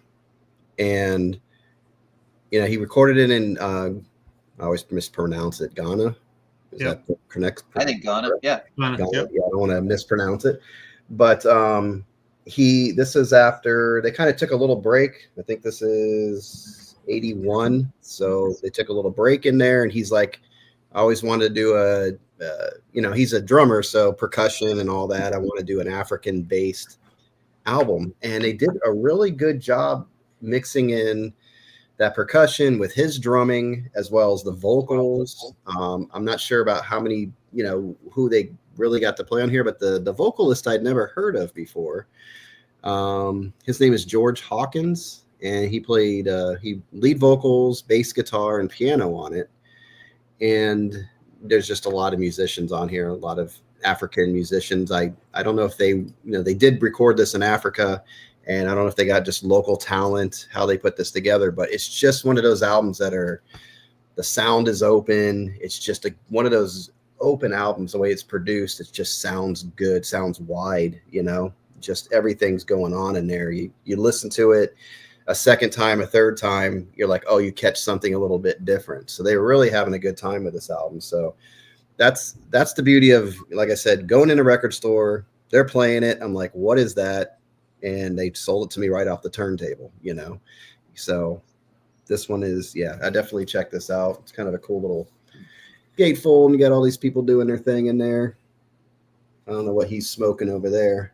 Probably just, I'm sure it's just a Marlboro, you know, Camel, something like that. Yeah, that's right. But yeah, if you see this and you're looking for something with good percussion and good vocal, the guy's voice is very smooth. I liked it. It's very, I don't know, it's just what, you know, when you hear a voice that works on the ear, you know, so all of it worked on this album. So definitely check it out. Some instrumentals, some vocals, just really good, solid album on that. So there you go. Good. Joe. Okay, well, you said there was a couple of songs you couldn't remember for sure which one you heard, so we're going to pretend that you heard Caroline, because that's where I'm going. Going to start off with Caroline No from Pet Sounds by the Beach Boys. There you These go. are going to be pretty straightforward, not too deep. But again, this is an album I listened to the other day. I don't know if you guys have heard this or not, but it's pretty damn good. Pretty good It's album. funny you should show that, Joe. Oh, what the hell? Because, hold on. Hold on. Make them big. I saw Brian Wilson. Hold on here. Yeah. I saw Brian Wilson on the 50th anniversary tour perform that album live, start to finish. Awesome. That's great. It was him with Al Jardine and Blondie Chaplin. It was great. Oh, wow. Total That would've coincidence that I'm wearing the shirt today. So How to There you feel go. about it. anyway, Okay. continue on. And then up next from it's Oh Caroline. It's Cheap Trick. And there's Cheap Trick on the motorcycles on the front. And then if you flip it over, they made it nice and easy. There's the other two guys from Cheap Trick on the back on motorcycles. But yeah, Oh Caroline from Cheap Trick. Emma's not here, but we know that that's her band. They're still playing. I saw them playing somewhere recently. They're still good, and they throw out the most picks of anybody. If you've seen Metallica and the amount that Metallica throws out, Rick Nielsen throws out 10 times more than Metallica at the end of the show. He just got buckets, and he's just going like this. So, which is good and bad, because everybody gets one, but it's not as big of a deal because you didn't catch the one guitar pick. And then I told you this was going to come up, so here we go. Oh, I there happened it to pick this one, not Hot August Nights. I happened to go with Live at the Greek as well. And of course, the one that we all know, we won't start singing it and we won't do the bump, bump, bump. But anyway, Oh Caroline. So Caroline, which is a song on Tango in the Night. There's a couple. There's a few other ones out there. I just thought I'd keep it to 3. So there's 3 songs with Caroline in the title. Yeah. And that is, so going back to Cheap Trick, I've put it in here before. That is a true story of me when I was playing with a band in the early 2000s. Little pub, Robin Zander was at the bar. And I'm playing, I want you to want me. So I did. I just went over to him and said, dude, I'm sorry. I'm sorry. And quick before I forget, not that I can forget, but again, where the comic books came from and some other stuff, I don't know where this came from other than my wife is a Billy Joel freak. It's just a fluorescent orange bumper sticker, I guess. It's nothing official. Where'd you I have get no that? idea. But it was in a box of crap in the crap room behind us. I have no idea why. Why but don't it's I just have that? like the font is nothing. There's nothing on the back. It's nothing official. It just says Billy Joel freak. So I will try and get that to you, because not that I'm not, but I've actually got a second one. I've got a second one over there. So I don't know where they came from. I haven't asked Joanne. Maybe she just got them printed up or something. I'm not sure. But anyway, that's what I wanted to show you, John. That's awesome. I like that. Yeah. Before we leave Fleetwood Mac, I just figured I'd show this because I don't know that I've ever shown it before. Here's my copy of the self-titled Fleetwood Mac, signed by Mick Fleetwood, John McVie, and Lindsey Buckingham. I wish I could say I met them, but I didn't. This was purchased, but anyway, That's cool, though. Yeah. And that's an underrated album. That's a very good album. I love this record. I actually like it more than Rumors. It has a very good sound to it. Yeah. No, I can see where people would favor that over Rumors. Definitely. Love it. I love them. You know why? Because it doesn't get played as much. Rumors is, you know, you play it and you sometimes you have to struggle to get it on the turntable because you just know it. But once you get it on, you're good. Yep. But that album right there, you know, It might be a little. all that, yeah. It might be a little closer to the Buckingham Nicks of just before it as well, right? So I think so. that might be part of it too. But I think you're bang on with the. amount of not hearing it as much, it stands out that much more as well. So Yeah, it's funny. You just forget how good that album is sometimes. Yeah. Okay, we're gonna keep going because we're only halfway through, and it's I'm trying to figure out how I did the fireworks. What the heck was that? go speed round. okay. So the next one I have on my list. Oh, I only have this because I knew it'd be easy for you guys to make connections. Don't you dare sigh before you show that album. Ah, fuck. You know what? I only have this because I won it in when I won Concert Buddies contest. So Leopard skin pillbox hat. Come on. Chris, man, I know that you feel exactly the same way I feel about this guy. I'm knocking Chris out of here. Chris, you have to go. Sorry, buddy.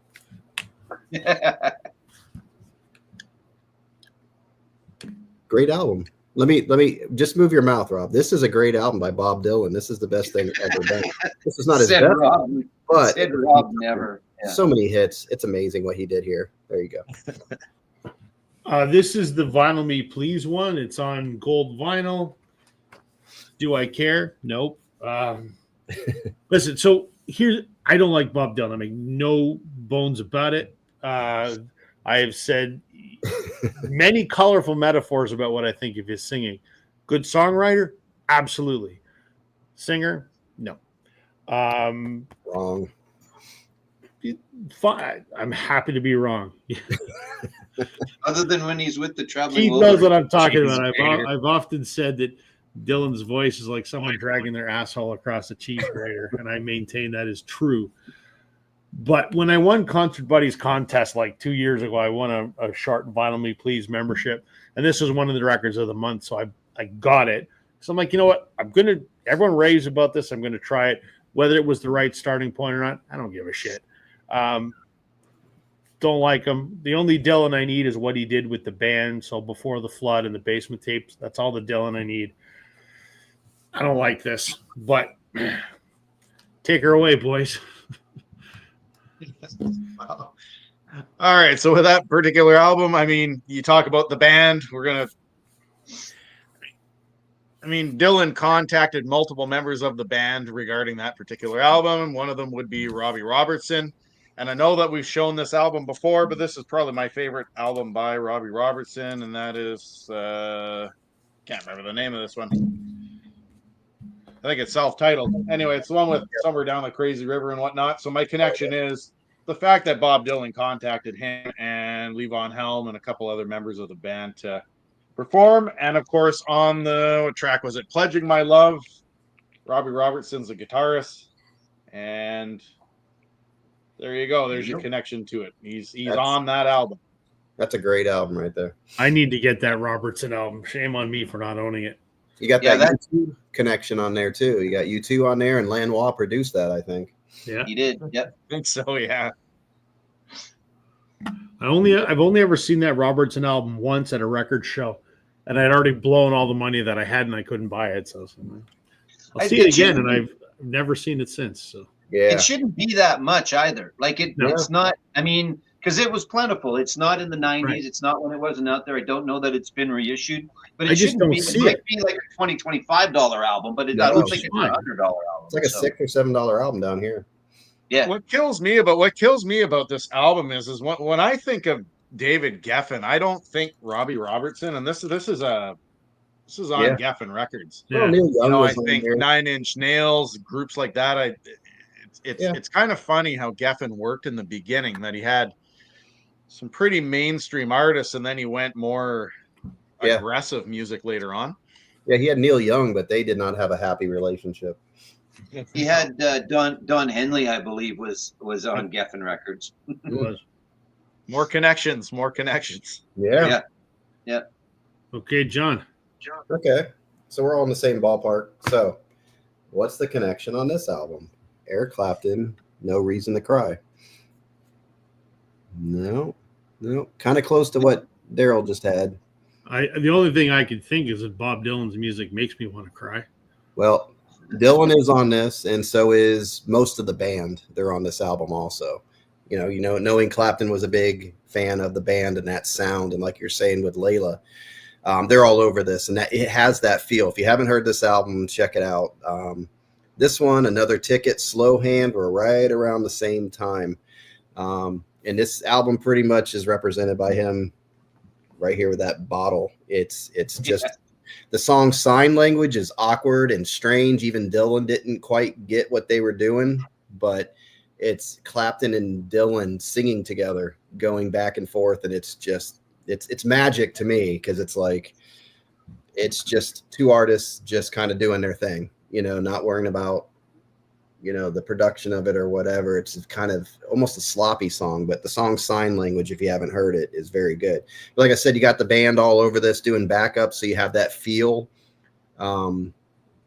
Yeah, just check out the album. It's hard to kind of describe it, but it does have the band feel to it. And when I first got into this, I really didn't know about the band and things like that. So it came later, and then I could appreciate it a little bit more knowing who was on this album. Because when I was younger, it's mostly kind of the opposite of, I know you, Rob, like I was big into lyrics and different things. I kind of knew who the lead guy was, but I never paid attention to anything else. So as I got older, I started to appreciate who these people were who made this album sound so good. So, well, it's kind of hard to read it, but Hello Old Friend was a hit off of here. The song Black Summer Rain too is way ahead of its time. If you hear this, it sounds more like an 80s song. If you've ever heard that song, it does not sound like something that was produced in the 70s. So that was kind of ahead of its time. And like I said, Sign Language, Beautiful Thing. The song Carnival is on here. Double Trouble, Hungry. Yeah, it's just good album. Good, just fun album to put on. If you have a couple drinks with it too, doesn't hurt. It's one of those albums. So yeah, Eric Clapton, No Reason to Cry. Yep, good one. I have it, and I can't remember the last time I listened to it. It's good. Oh, I just have a lot of Clapton, so. Yep, that's a good one. Yep. And nobody talks about this one. Joe. All right, I figured probably you guys are. I thought Daryl might go down the band route or whatever, because I know we kind of talk about that combination. So I kind of just went with the song again. I picked a song and then found a couple of other songs that are similar as well. Was my tie together. I mean, there'd be 1,000 different ways to tie Bob Dylan to something, whether, someone doing a cover of his song or he wrote or whatever. But anyway, I just decided to go with Memphis Blues again, and a couple of songs with Memphis in the title, including Memphis in the Meantime by one of my favorites, John Hyatt. To call him underrated, I don't think that's fair, because he's not necessarily underrated, but not well known enough, if that makes sense. Like, how more people need to know about John Hyatt. Speaking of songwriting and just the witty lyrics and just good stuff, him, John Prine, that group of guys that write songs for other people. Obviously, Bonnie Raitt with the big hit, Jeff Healey with the big hit with some of his stuff. But anyway, Memphis in the Meantime, such a great song as well. And I listened to that album, and it's fantastic. And then we went with The Cult and the Memphis Hip Shake of Electric, which is nothing like Love in any way, shape, or form. But actually, that's not true. I think the album after this got a little further away from Love. This still had some shades of Love on it, but Electric was cool. And The Cult's still out there playing as well. And then Long Distance Information, give me Memphis, Tennessee, and George Thorogood. I don't show enough George. I don't know why, because I really, really like Thorogood, and I've seen him a bunch of times, and he puts on a fantastic concert. And yeah, there's lots of covers and stuff like that, but he's got some great songs that he's written as well. Get a Haircut, Get a Real Job is one of my favorite all-time songs, because again, it's just fun. Sometimes I like to have myself some deep lyrics, and sometimes I just like stuff like Get a Haircut and Get a Real Job. So there you go. Memphis, Tennessee, which is a cover of is that Muddy? I don't know if that was Muddy that did that originally. That's Chuck Berry. Chuck Berry. Yeah, that's right. Chuck. Yeah, that's right. There you go. So there you go. 3 songs with Memphis to go along with the Memphis song on Blonde on Blonde. And I also thought we'd probably go with the Wilburys, but we didn't go with the Wilburys either. So I'm surprised they never came up at all. Yeah, you got 3 artists there that nobody really talks about. It's funny because I own an assisted living facility, and one of the residents we had at one point, the guy played lead guitar. I don't know if he was on any albums, but he played lead guitar with Thorogood. With a couple of tours or whatever? Yeah, for quite a while. He played with him for a while. So it's kind of neat to get to know him, but that's kind of like my Thorogood connection there. It's You know what I mean? He's just, you go and see him, and it's, you know, it'd be like seeing, wow, it's like gotta be a seeing Jimmy fun Buffett, right? It's just fun. It's just Yeah. good, fun. There's good guitar solos, and it's just good beer drinking. If you want, have a couple of beers and listen to George Thorogood. It's just Yeah. that music. So And You should have one bourbon, one scotch, one beer. Yeah. See, Do that's that. a cool one, but he kind of got labeled with Bad to the Bone. That's the song everybody knew him by. But one bourbon and scotch is a killer song, you know. oh yeah, Absolutely. for sure. Yeah. And it's just raw music. It's just good. Let's play guitar, play bass, boom, drums. Yeah, it's good stuff. Yeah. And it's the blues, but it's a twist on the blues. It's a sped up, fun, you know, you don't listen to the lyrics necessarily all the time if you want to be It's just happy. like you said, having fun. Yep, exactly. Yeah. So, there you go. Okay. Next on the list is, this is an artist we've already talked about this evening because it was connected to another album. Bring out the And in piss. fact, we've already talked about this album this evening because We someone have. mentioned it. 68 Comeback Special, Elvis Presley. Technically, it's actually called the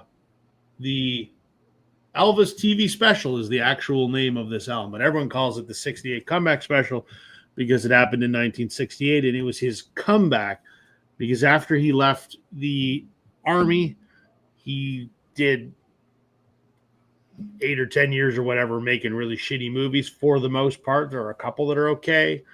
GI Blues, good. King Creole, good. Heartbreak Hotel or Jailhouse Rock, good. The rest, not so good.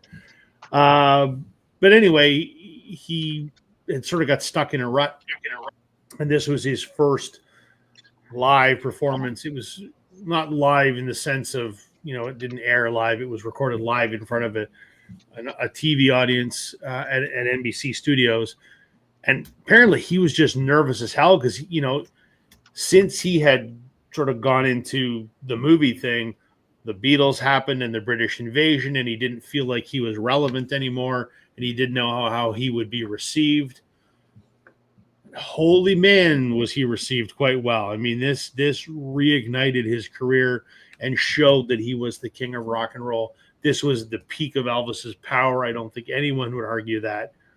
And especially this performance at the end, If I Can Dream, holy shit.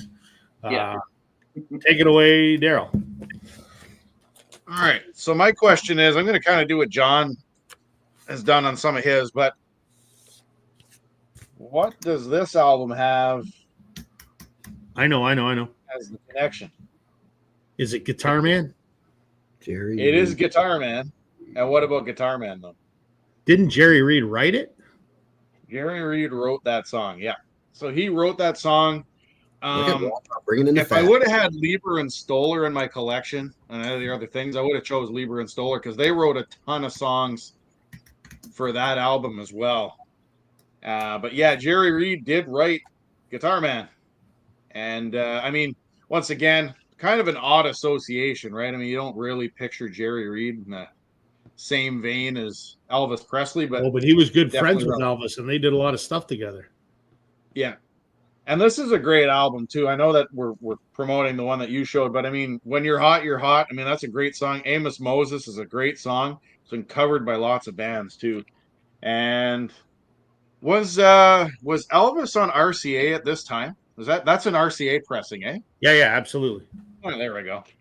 second connection right there. An RCA pressing. But yeah, no, Jerry Reed's cool. I mean, he's I don't know. I find he's underrated. And I mean, I think the thing that everybody gets caught up with Jerry Reed, and it's similar with Elvis. I mean, Smokey and the Bandit is where everybody recognizes Jerry Reed from, and they forget that he was a musician, right? Yeah. They just associate him as this hillbilly cowboy truck driver and nothing else, right? But he's a great musician. Elvis was great too, and aside from some, like you said, some of the shitty movies. I mean, Smokey and the Bandit Part 1's amazing, but love it. Yeah, Love it. The Seen it Snowman. 100 times. I have the soundtrack. Good night, Chris. Thanks for joining us, man. It's very late in England. Go get some sleep, my friend. Yeah, Yeah, can I- definitely. Yeah. I saw something the other day that Jerry Reed had written had written Eastbound and Down and didn't like it himself, but then he went to give it to the director and he played it for him, and it was like, no, that's the song. You're not touching it. Just leave it alone because it's exactly what we want. But Reed didn't really like it at first. So Yeah, it's a good song. Yep. All right. John, what you got? Okay, so we're running from Elvis to, here we go again. That sounds. Back to this album. So what's the connection with this album and Elvis? Come on, Rob. You know your Elvis stuff, man. I do, but I don't know. All right. You got who played drums on the Elvis comeback special? Wilson? Dennis. Hal Blaine. I don't know. It's been a while since I've seen it. So Hal Blaine played drums on that, and he played drums here on Pet Sounds. Wrecking Crew? I didn't know that he played drums on Pet Sounds. Yeah, I didn't either until I started digging. So that's the fun part. That's what's great about this. Like, Yeah. I'm trying to get, I'm not digging too deep here, but it's kind of cool. You're like digging in there going, okay, when it's probably the first time I've ever mentioned Hal Blaine, so Yeah. So yeah, he plays drums on here. I think he played on most of it. I don't know if it was particular songs or if he played all the way through, but he's definitely on this album. And this is it's kind of cool. I got this from a Radio station. Yeah, old radio station. So I left it there. It's kind of when you get the stuff on here, it's kind of nostalgic, right? Or shows it was somewhere in time, So it's an album that I kind of have a love-hate relationship with. There's times I love it. There's times I hate it. It's times where I feel it's overrated. Sometimes I don't feel, I think a lot of it is the production is really good and you can see what he was trying to do with this, but not all the songs, work for me all the time. So I'm kind of back and forth, but, and one thing I learned last year, Sloop John B was, I think originally called I Want to Go Home, and Johnny Cash actually did it. This is a cover. It's a traditional folk song. Yeah. Which goes back quite some time. Yeah. Yeah. And they changed the lyrics a little bit on there. But it has some of those, Wouldn't It Be Nice? And Sloop John B, God Only Knows. I mean, yeah. That song, God Only Knows, is one of the most incredible songs ever written. It's Blows very my personal. mind every time I hear it. Yeah. And then isn't In My Room on this one too? Or I'm not sure. no, maybe I don't not. remember. I don't think so. No, it's not. But yeah, there's certain songs that work, and in some songs it's like, eh. So, and I don't want to say they're filler either. It's just like I don't connect with it, and it's like I want to. I feel the same way. Like I love I love the album for what it is, and I love the album for what Brian was doing. Yeah. He was reinventing music when he wrote that album. Him and the Beatles were back and forth going, right? okay. So that is incredible. And I'm thrilled that I got to see Brian do it live, which was a whole other thing. Right. But there are songs in there that come on and I go, I appreciate what he's doing, but it's not connecting. Yeah, I feel the same way. Yeah, because there's go ahead. Yeah, sorry, Joe. I was just going to say, but then go and listen to it again. Like it's one of those that kind of falls away until you listen to it again. But yeah, go ahead, you got to be in the mood, Yeah. Like I had a Beach Boys compilation when I was a kid. I remember being so excited. I ordered an album, didn't even have a record player, but I knew a friend of mine had the record player. So it came in the mail. It was a double album. It was all that early stuff, Surfer Girl and all that stuff. And I ran to his house, get this on your record player. I play Kiss. He was a Kiss fan. I'm like, play the Beach Boys. I don't have a record player. So he played it for me. So I loved all that early Beach Boys stuff. Like I love the Sounds of Summer or whatever, that compilation of their stuff, just killer all the way through. So this one I hold on to because it's like some albums are like that. It's like it depends on the mood. Am I in it right now? But it's good enough where it's like I wouldn't get rid of it. So, and I wouldn't call it bad. It's just a mood album, I think, for me. So anyway, that's your connection to Elvis, the Beach Boys. I got an autographed Beach Boys record right there. Mike Love and Al Jardine signed it. Mike Love. No John Stamos, eh? I've seen John Stamos play with the Beach Boys. Yeah. Now, did he try to steal I've seen a couple of videos with him, and he seems to be like, I'm the guy. He's fine. Like, watch me. Is he? I mean, he's not there to be. I mean, he plays drums and he plays guitar. Yeah. Better than I do, obviously. But He's Man. just there because he's a famous, heartthrob. And Yeah. it brings the His amp- girls. And Yeah. His amp might not be plugged in. That's right. it is, but he's it's it is what it is. Yeah. Richard saying I should check out King in the Ring too. I've never even heard of that, so I'm gonna check that out, man. Absolutely. Yeah. Okay. Now we're at Joe, right? Yes, we are. We are. I just went pretty straightforward again. This time, instead of a song specific, I went with covers. So Susie Quattro does a version of All Shook Up, which is really good, and I like Susie. I've liked Susie from the start. Her and Joan could be, yeah. Anyway, never mind. But Susie Quattro and All Shook Up, and then Cheap Trick, Don't Be Cruel, which is a pretty good version. Xander always sounds really good, and I mean, I like Cheap Trick, and they did a decent version of it. I was gonna pull out Dwight Yoakam's version of Suspicious Minds because I think he does a really good version of it, but that's actually, I don't think that's on the 68 comeback special because that was post 68 comeback, right? You are correct. Yes. Yeah. So I didn't, but one that is for sure is Jailhouse Rock and my little Saturday Night Live as of the last month or so, Blues Brothers. I listened to this the other day too. Ray Charles on here. Shake a tail, Phil. Aretha Franklin's on here. This is a really damn good album, and I really liked Belushi and Aykroyd when they were the Blues Brothers. That Briefcase Full of Blues is a fantastic album. Again, it's all covers and stuff, but for a kid at that time who didn't know a lot of the songs that they were singing, they were first-time hears for me, and it was just really good stuff, and I really like the Blues Brothers. So I guess they did something on the musical one that was on the Friday. I haven't watched it yet, but they did. Aykroyd did a little something, and they did a tribute to the Blues Brothers. So anyway, what a great movie too, and the weirdest, strangest, longest car chase scene ever. It's the best. Yeah, it's just all the cop cars rolling off the hill and the falling from the sky. Oh my God! Yeah, so it's good. 3 a.m. We've got a quarter tank of gas, a half a pack of smokes. It's dark. We're wearing sunglasses. Yep. And we're on a mission from God. We're on a mission from God. Yeah. Yeah, exactly. Carrie Fisher. Right. Yep. It's great. Yeah. Love it. Love it. Love it. Love it. All right. Let's keep the train rolling here. Next on the list. Okay, this is for Joe. I had to be on here for Joe because this is Joe's favorite artist. The man, the legend, Bryan Adams.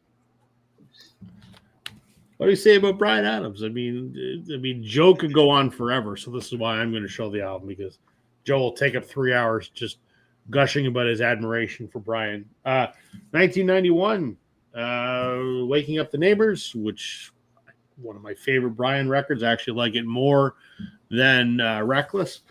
Can't Stop This Thing We Started was the big hit off of here. House Arrest. Everything I do it for you. I can't stand that. So I don't really like his ballads too much. But what a great cover. And you know, I've always loved the Fender Stratocaster. In fact, I own 2 of them over there. So and a black and white. I do own a black and white one, just like this one. I know you can't tell in this picture, but it is black and white. Is that a single or a double? It's a double. Because that's a long ass album. It is a long ass album for sure. This copy's. I mean, the records are in good shape. This one's kind of beat up because it's an original from '91. But nice. Okay. Yeah. Love this album. Probably other than 18 Till I Die, probably my favorite Bryan Adams record. And I am a big fan, unlike Joe. So yeah, it's a good album. All right, Daryl. All right. So this connection goes deep. So, oh boy, if you're not familiar, in Canada, at least I think even still today, we have that CanCon is what it is, and this particular album here stirred up all kinds of CanCon controversy. This album was produced by Mutt Lange, who's from Zambia, and then of course there's all these rules that go along with Canadian musicians and how much of it's considered Canadian and all this stuff.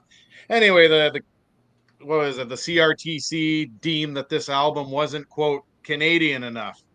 And so as part of an interview, Bryan Adams kind of did a fuck you to the CRTC, and he basically said, well, telling me as a Canadian artist who's written this song and it was produced by Mutt Lange, is like saying that Elton John is not British enough.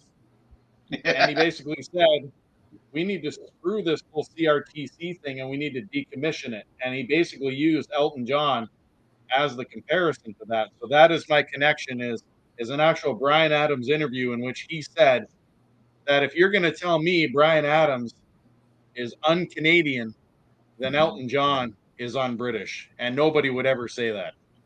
That's good. So, I like that. I there like you go. that. That's a good connection. Very good. Very nice. I like it. We could do a whole video just on that CanCon thing, but we won't for tonight. John.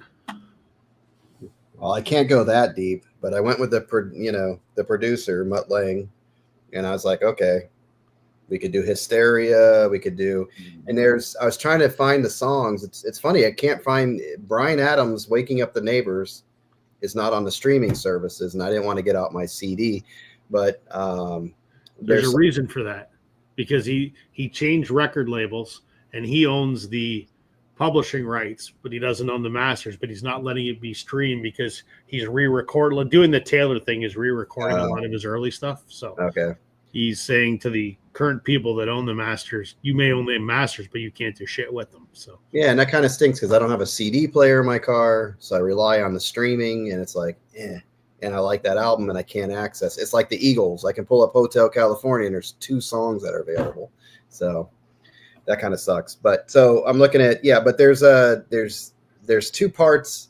One part on each album, the Hysteria album and Waking Up the Neighbors, where the background vocals, it's like, holy crap, is that Def Leppard on a Bryan Adams album, or is that Bryan Adams on a Def Leppard album? So Mutt was doing similar production style. well, and Joe Elliott from Def Leppard got a little pissed off when he heard this, because he said to Mutt Lange, he goes, "You stole our stuff and gave it to Bryan," and Mutt's like, that's how I produce a record. But yeah, it was a feud for a number of years, apparently. Like about was it? Okay. It's definitely something you notice. Well, I guess I did listen to Hysteria quite a bit, and then the Bryan Adams came out, and I'm like, wait a minute, that sounds really familiar. Yeah. So, but in the Mutt Lange fashion, this is my favorite Cars album right here, Heartbeat City. Great artwork. I just love this artwork. It's just killer. Never understood the 2 stars. I never looked it up what the idea was behind this, but there's your car. But it's songs that played like crazy on MTV, and I never owned the album till later on. But you have Pac-Man doesn't have the freaking songs on it. Okay, I think Magic is on this. Yeah, I think so. Tonight She Comes, I think, is that on there? I can't remember. I think Drive. Yeah, look at that. I didn't even do my homework on this. I'm like relying on the album covers, but here, let's see, because I should know it. But Hello Again. Yeah, and there's even some stuff in there, like you mentioned. Hello Again kind of has a little bit of that feel of the Bryan Adams, the Def Leppard. There's a hello, like the drums that hello, and then boom, boom. Yeah, there's a Def Leppard song off Hysteria that kind of does that, where it kind of comes in that production. So yeah, that's kind of interesting. But good solid album. I pulled it up. I was like, I need to get into some Cars, and I saw Greatest Hits, and I was like, kind of back and forth on the Greatest Hits, because at the end they kind of put 3 or 4 songs I wasn't familiar with, and I hate it when they put like a Greatest Hits and they put a live version of a song or something, or alternate take or something. That's not what I'm looking for. I'm looking for the song I heard on the radio kind of thing. But Hello Again was a release. Magic, Drive, You Might Think. And I don't remember Why Can't I Have You being a single, but it's a good song, and Heartbeat City. But Drive to this day, I think that's where he met Paulina, whatever. I mean, Rick Ocasek and Paulina, whatever. Makes no sense. Yeah. So I'm like, good for you, ugly rock star. Good for you. Rock stars. Yeah, exactly. Billy Joel getting Christy Brinkley, and, it's like, yeah. So, but yeah, really good album produced by Mutt Lange. I don't have any Shania Twain to show you, but I know, Rob, you have some Shania Twain. I do. And I liked what she was doing. Of course, the videos didn't hurt watching her in the videos. but it's, you know, how many people saw me going down the road singing "Damn, I Feel Like a Woman," you know? Yeah. I'm like, wait a minute, we got to get let's put something more manly on here at some point. But I admit I love that record. So, and the one It's before good. it and the one after it. The 3 Mutt albums were fantastic. yeah, I kind of got lost after that, but I was. After that they sucked. There's 2 Yeah. albums since then and they're shit. And I was trying to sit there. I'm like, why do I like this? But it was well produced. I'm a pop guy. I like hooks. The lyrics were good It's Mutt enough. Lange. Who's Lang. dead if your boots been under? I'm like, that's lame, but I'm like, I like it for some Great reason. song. I hated Garth Brooks, but I'm listening to Shania Twain. I'm like, Yep. what? I needed a psychiatrist at that point. I couldn't figure out what the hell was going on. Yep. So, Same anyway, way, man. there you go. Heartbeat City. All I right. think Hello Again and Don't Shoot Shotgun. If you listen to those two, that's the drum, I think, is You're Don't absolutely Shoot right. Shotgun on Hysteria. Yeah. And then there's probably something in Shania's that you could find, like that little, that kind of that signature or whatever for sure is there. All right. And just to clarify one more time for everybody watching, I don't detest and I can listen to Bryan Adams. I'm sick of hearing Bryan Adams if I listen to the radio. So with all of that said, he was in a little band that you might know, but he wasn't in the band when you know the band necessarily, because he was in Sweeney Todd and he was the lead singer on this album. If wishes were horses. Yeah. So you would know Roxy Roller and that from Sweeney Todd, but you wouldn't necessarily. That was Nick Gilder. Yeah, I don't think there was a hit off of this, No, but there there was he not. is. There's Bryan in his own glory right there. I don't know. You can't really see it all that well. He's got the stripes going on. I think wow. he's 16, maybe. Is he 16? Yep. Something like that when he's the lead singer of this band. So, yeah. So, again, you wouldn't necessarily know Sweeney Todd by this album because I don't think there was anything off of it. Not that it's a bad album. I just don't think there was any hits by any means. You'd know Sweeney Todd, Roxy Roller, and the Nick Gilder-led version of Sweeney Todd. But there you go. And it's a cool album with a naked horse lady on the front. So yeah, I have There you been go. looking for that album. I'm not shitting you, Joe, for 25 years. I've never seen it. I don't know. I've never come across another one. It's not Right. like it's plentiful by any means. And I don't could even buy it off remember eBay or what I something, and I probably will at some point in time. I need it to round out I have everything else, but Yeah. yeah. There you go. Bryan Adams, the lead singer of Sweeney Todd. Where could they have gone if he would have stuck with them? He collaborated on he did not just collaborate on War Machine, he wrote War Machine and Rock and Roll Hell. And actually Bryan he just founded his own indie label and he just released those on a 45. Just was the first release on Bad Records. I don't have them because I don't do 45s, but yeah, he wrote both those songs for Kiss. Oh Exactly. yeah, there's a bunch of songs he wrote. Now I don't know if he wrote a lot of hits. That's the thing. I was looking at all the like artists he wrote for, and I'm like, but I don't know. He wrote a lot of deep cuts for a lot of people. Okay, yeah. He wrote some stuff for 38 Special, I think. Doesn't he have a couple think 38 so. Special songs and stuff? Maybe. I Yeah. can't remember. It's a pretty interesting list, yeah. But I'm like, I never heard that song. Okay, what's next on the list? Okay, this is an easy band. Should be.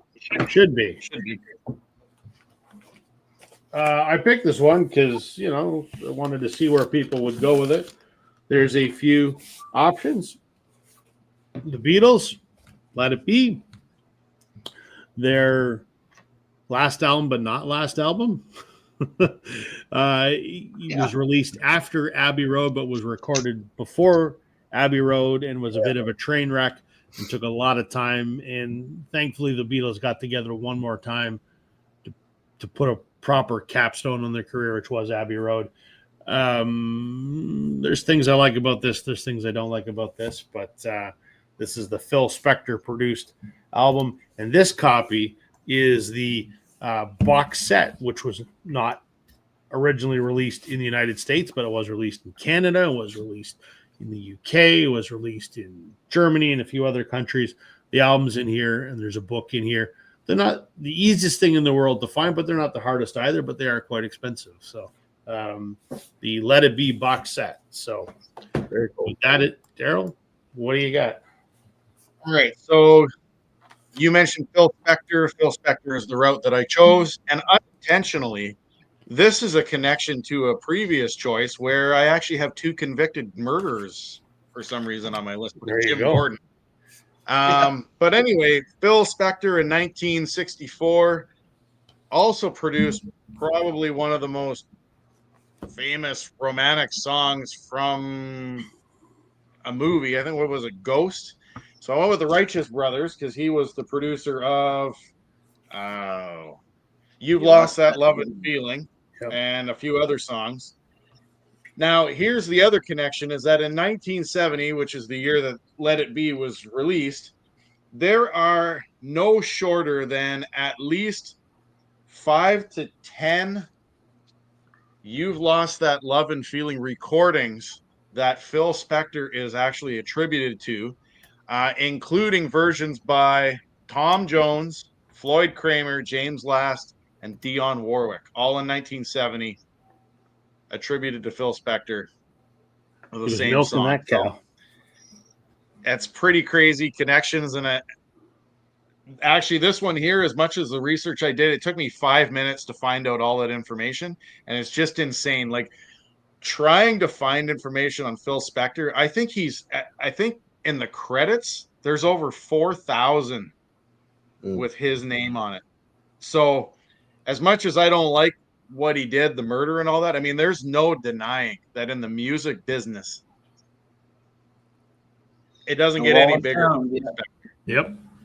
Yeah. There's another guy you just have to separate because there is so much good music that he is tied to. The Ronettes, River Deep, Mountain High, Tina, like all of that stuff is so good. That wall of sound, right? But yeah, just another piece of shit, unfortunately, that was a very talented person. So Yep. Yeah. Okay, John, what's your connection? Okay. So my connection is to this album, Cash. Any idea? Any idea, boys and girls? The connection? no. This is Cash. Cash 4, The Man Comes Around. And this had Hurt, Bridge Over Troubled Water, I Hung My Head, the Sting song, which is really good. Personal Jesus, In My Life, Beatles. There's Beatles. Desperado. So Lonesome I Could Cry. So, no idea. So the guy that's connected between Let It Be and this album, on Let It Be, he played on, where was it? Dig a Pony, I've Got a Feeling, One After 909. Billy Preston. So that's your connection. Billy Preston on this album. He played on Personal Jesus and Tear Stained Letter. So Billy Preston is on this album. So, and I'm missing one out of the series. I cannot find 5. I have 1, 2, 3, 4, 6. So I can't find 5. So it's driving me nuts. But great series. You know, Rick Rubin getting in here telling, you know, kind of getting Johnny out of his comfort zone, having him try songs that he normally wouldn't try, and just making it his own, making these songs his own. And everybody knows how good Hurt is. I mean, they know that song better than 9 Inch Nails doing it, kind of thing. But yeah, Billy Preston. I was going to do, there's a Clapton album, One More Car, One More Rider, the live album. And Preston is all over that. It's just not long after he passed away, but he was just, I loved watching him play. It's like watching certain artists play, like Ray Charles, the energy, Art Blakey behind the drum set, just that big smile. And Billy Preston had that big smile, that big afro going, and, you know, just, you could tell he was enjoying the hell out of it. And if you watch the, going back to the, what was the first documentary where they're doing the Let It Be, and the one before Let It Be on Disney Plus or whatever, where they're showing the making of Abbey Road. And Billy comes in the room where they do the rooftop thing and all that. Yeah. The Beatles were kind of like, there was a different vibe, but when Billy came in the room and all of a sudden he's back there and everybody's like, what's going on here? And the whole energy just came into that room and something happened right there. So there's just always something about him, and I wanted to like his albums more, but I couldn't. But I love certain songs by him. But when you watch that guy play, you could just tell he loved what he was doing. So he brought that energy. So yeah, there's your connection. Talked about Billy Preston, but it's a Johnny Cash connection. So. And he was on the very first episode of Saturday Night Live. Oh, was One he? of the musical guests. Yeah, he was. So did he do nothing for nothing or whatever? yeah, I think he maybe did 2 songs. I can't remember for sure, but he's on there. So Yeah. Very cool. Joe. all right. So hold up the album again, if you would, because I don't have it out. But if you could just hold up the one we're talking about again. Did you put it away somewhere? So the photographer that took those 4 pictures, his name is Ethan Russell. This is the route that I went. And you'd think that it would have been, Leibowitz or something like that. But Ethan Russell is the gentleman that took those. And he's only on 2 other albums. He's on a couple other than that. But he is also the photographer that is on Who's Next. He did this picture. And I'm not sure if you guys are familiar with this album or not. And I don't know if I knew this up until a little while ago. I might have been watching Frank Landry's channel 33. Anyway, if you notice, there are some stains on the obelisk, and everybody's actually doing up their fly. It's like they took a piss on the obelisk. And so that's when he decided to take the picture, and that's what they went with for the album cover. So Who's Next? It's a couple of different versions of Who's Next, I guess. Who's Next for the Bathroom or Who's Next? And the other ones he did some stuff for the Stones. He took this picture of good Lord. I cannot remember the drummer from Charlie Watts. Good Lord. And I'm not sure if he took the picture of the donkey or not. But anyway, the gentleman that took the picture for the cover, the 4 shots of the Beatles on Let It Be, also did that album cover, this album cover, and a few others. He didn't do a whole bunch, but he did a few. So that's the direction that I thought I would go with the Beatles album. There. That's good. Yeah. That's good. We're going to keep this steam rolling because the comments are fairly quiet. Keith is saying, though, I'm not a major country fan. I do love those American recording series. I agree. Yeah. I don't have them. I've heard them, but I like them. Okay. We got 2 more to go. We do. We'll power Right, through yeah. this in the next 15 minutes so we can keep it under 2.5 hours. This one, I mean, I guess kind of relates to the Beatles, and I didn't necessarily do that on purpose. But I'm going to show the Supremes' greatest hits. Why am I showing the Supremes' greatest hits? Because I don't know. I grew up in a house where my dad was a big music fan, and he loved the sort of like Motown girl groups, right? The Supremes, the Ronettes, that kind of stuff. There was a lot of that played in my house growing up, and I really appreciated it and liked it. It's the only Supremes record I have. It's the only one that I need, but makes me think of my dad, which is pretty awesome. So yeah, interpret that how you will, gentlemen. What do you have there, Daryl? All right. So this one was an easy connection for me. Probably my favorite album and song by this musician and his band. And basically the connection is pretty straightforward. Bob Seger is from Detroit, and so are the Supremes. So, I mean, I don't have Eminem in my collection, but there's a lot of bands and musicians that come from Detroit. Typically Detroit, Michigan as a whole is associated with that whole R&B scene back in the 1960s and 70s.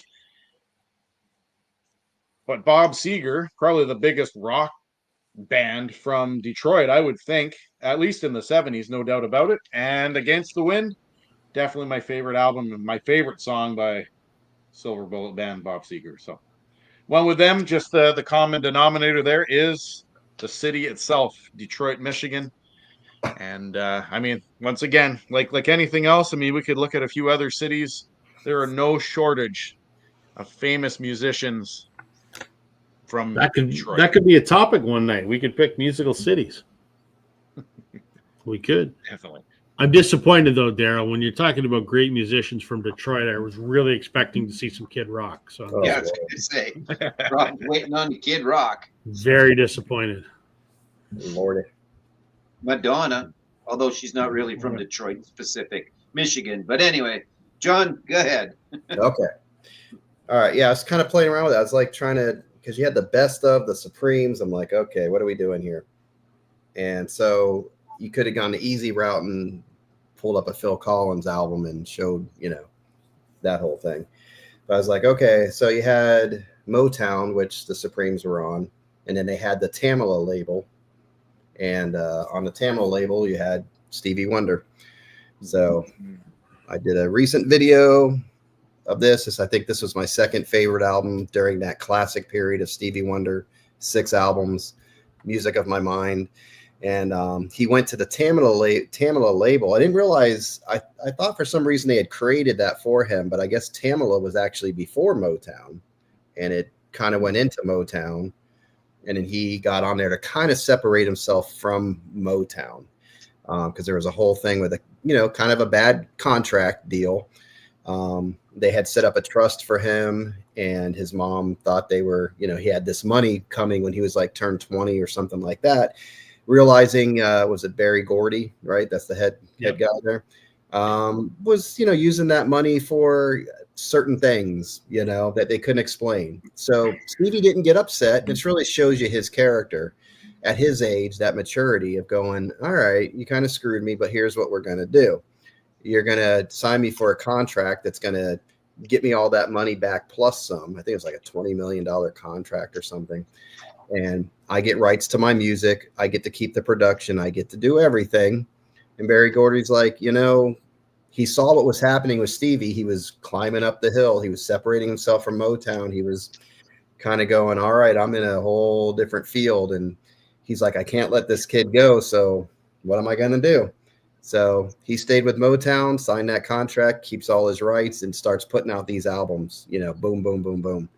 And after that, he kind of went, it's not downhill, but it wasn't the same thing. But these albums were just amazing. And this is one of them. I could have brought up Songs in the Key of Life. Everybody talks about that one, but I kind of wanted to show a different one that, people don't talk about that much. But this was just, he was messing with that weird synthesizer sound that these two guys had kind of developed. It was like a room, almost looked like a big computer, and Stevie couldn't see, but he was feeling around the room going, what is this nonsense that you guys have?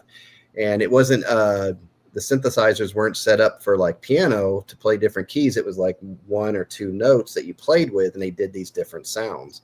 And that's the sound that you get on these albums that fill them out. So yeah, long story short. So there's your Supremes to Stevie Wonder kind of connection. And yeah, if you haven't checked this album out, I don't know what the hits were off of this. Was Superstition on this? Superwoman, I think, was a hit off of this. Evil is a good song. So it deals with like racial topics, society, different things like that on there, things Stevie always talked about. So yep, check this album out. It's pretty good. Music of my mind. Nice. Good job, Joe. We talked about audiophile versions. I listened to the audiophile version of Songs in the Key of Life, mentioning, holy shit, that sounds really, really, really good. Really good. I bet. Yeah. There's so many different versions of that album. And then there you go. There's the Alice Cooper comic book as well. While we're talking about Alice, well, we weren't talking about Alice, but he came up in the comments. I was going to go with divas because I think that Diana Ross of the Supremes was probably the first diva, and in fact maybe coined the phrase, or it was coined for her or whatever. So I was going to go with divas, Cher, Madonna, those. I didn't go with any of that. I kind of stuck with the Motown because this is a cool album. So this is Diana Ross and the Supremes with the Temptations, who are one of my favorite Motown acts. I've really been into the soul and the funk and the R&B as of late, and the Temptations, the Four Tops, all of that stuff. We talk about the girl groups, the Ronettes. I could listen to Ronnie sing every day, any day. And then just lovely. This is the soundtrack to the original soundtrack to the movie TCB, Taking Care of Business. There is some Beatles on here that they do a medley, A Taste of Honey, Eleanor Rigby, Do You Know the Way to San Jose? They've got something on there, Mrs. Robinson. It's a very interesting album with both the Supremes and the Temptations, and it's pretty cool. And it is on the Tamala Motown label as well. So there was times where it was just Tamala, and there was times it was both, and then there was times it was the Blue Motown as well. So yeah. So there you go. That's my contribution to the Diana Ross and the Supremes. Yeah, I wonder if artists, because the Temptations were getting a different sound, and I think it didn't fit quite the Motown sound at one point. So they said, I'm wondering if that's what they did. Is let's put them on the Tamala label. Yeah, these guys are progressing into a different direction than the Motown sound. Right. Yeah, because that Barry Gordy had a pretty good idea of what he wanted it to sound like. It was very formulaic. Yeah, I think that's the right word, right? Like he had the same writers and a lot of the same performers, but then there was the Stevies and those guys that kind of were offshoots. It was still that flavor, but a little different. So Marvin Gaye too. Was Marvin Gaye ever? Marvin Gaye.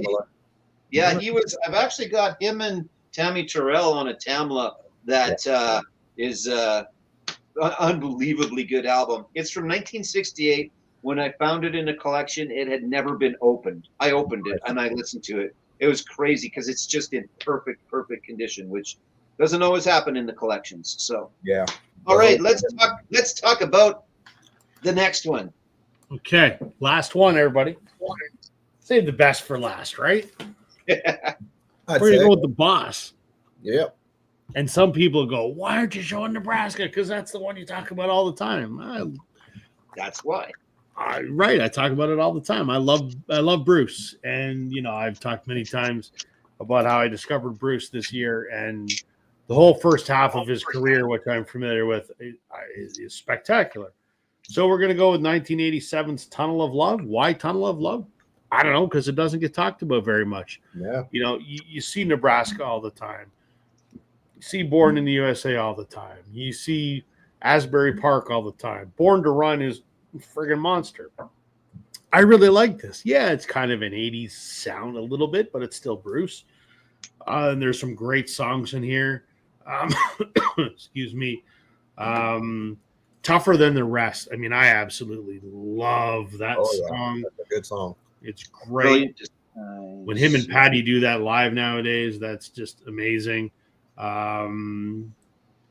Brilliant Disguise is a great song. I think it's kind of an underrated. It's overlooked, I guess, maybe because of what came before it, right? So that's sort of like the Fleetwood Mac album you showed. We showed compared to Rumors, although in the opposite direction as far as means, but nobody talks about Tunnel of Love, and I'm like, that's a pretty damn good album right there. It's a pretty damn good album. Yeah, it is. Yep. To that end, what can you do with that, Daryl? Yep. So for the last one, I'm going to go with you and I, we support Canadian artists, so I'm going to go with the Canadian one here. I tried to find a connection through all this with Glass Tiger. I just couldn't do it. Find one. So what's the connection with that? They're both records. Yep. All right. So the mastering engineer for Tunnel of Love, Bob Ludwig. You would not think that Bob Ludwig engineered a Dan Hill album, but he engineered this particular album right here. So the connection is the mastering engineer for the two albums.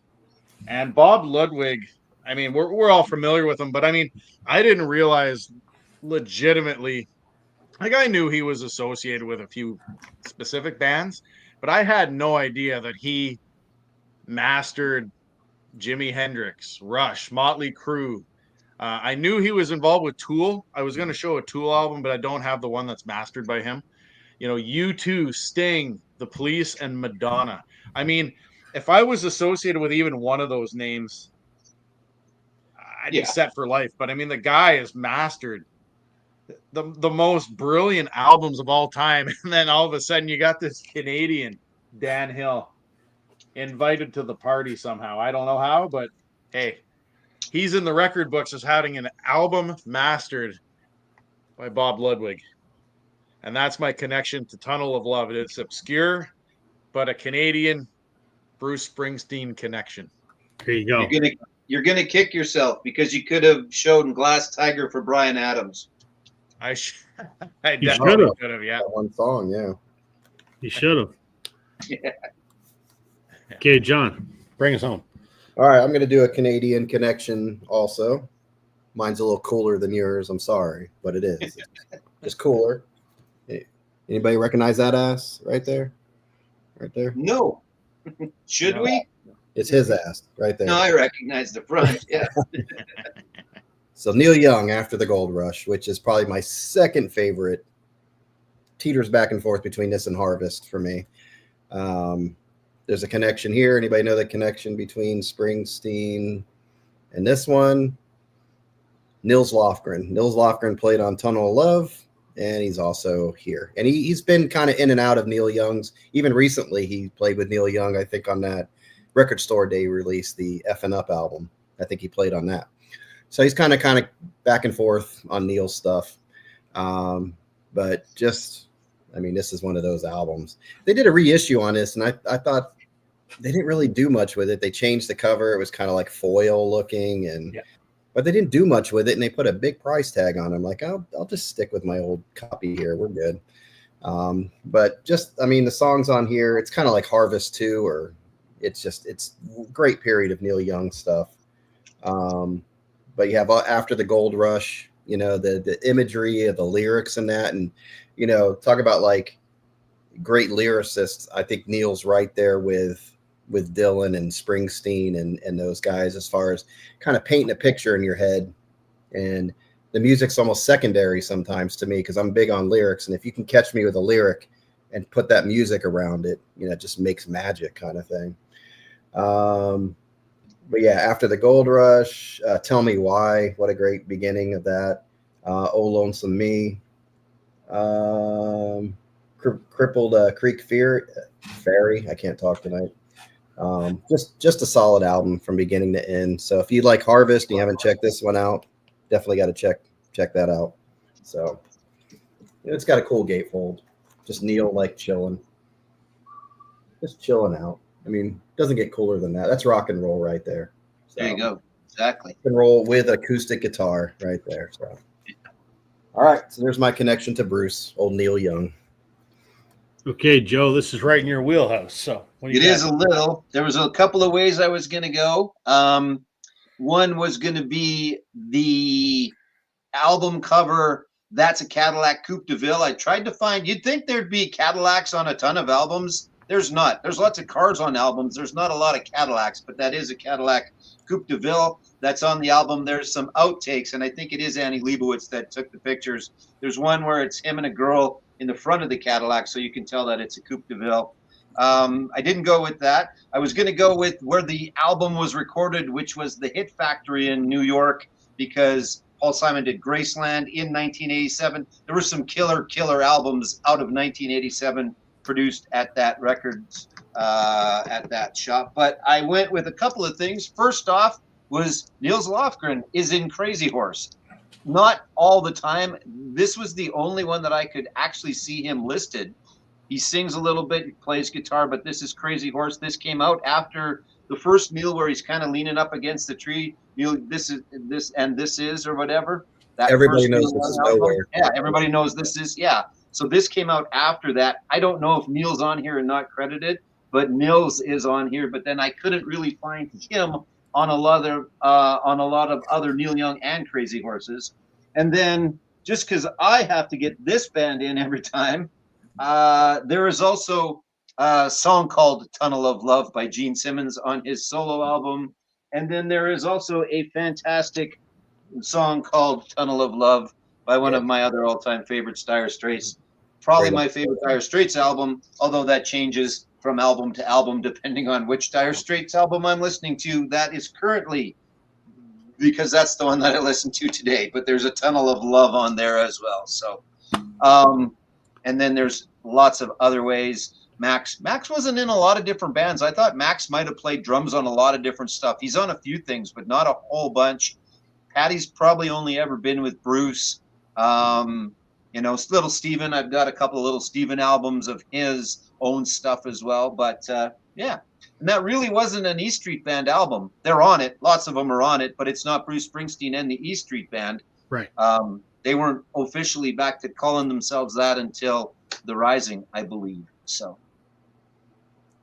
There we have it. We did it, guys. we did. We're a little long, but that's okay. That was fun. That was What's great. the consensus? How do you guys like that exercise? Oh yeah, that's great. Yeah. Now, we were going to take it. I'm not sure, John, if he told you, we were going to take it a step further, and we might down the line where Rob was going to pick, then Daryl was going to pick based off of Rob's, then I was going to pick off of Daryl's, and then in theory, you were going to pick off of mine. So we would have had like a 4. But I think we made a lot of different connections, and really, Yeah, I don't know. We all showed Very little overlap. together, but they were for different things, right? Yeah. that would be a cool spontaneous exercise of, okay, I'm going to pick Right. one, and I might let you know what that is. But then, yeah, if Daryl picks something like, oh crap, you're like going, okay, I'm second, third. You got to figure out something quick and go grab it. That could be Yeah. interesting. We might do that. We might do that down the road. Yeah, I suggested that as an episode as well for a while ago. Like the gentleman from where the hell's he from?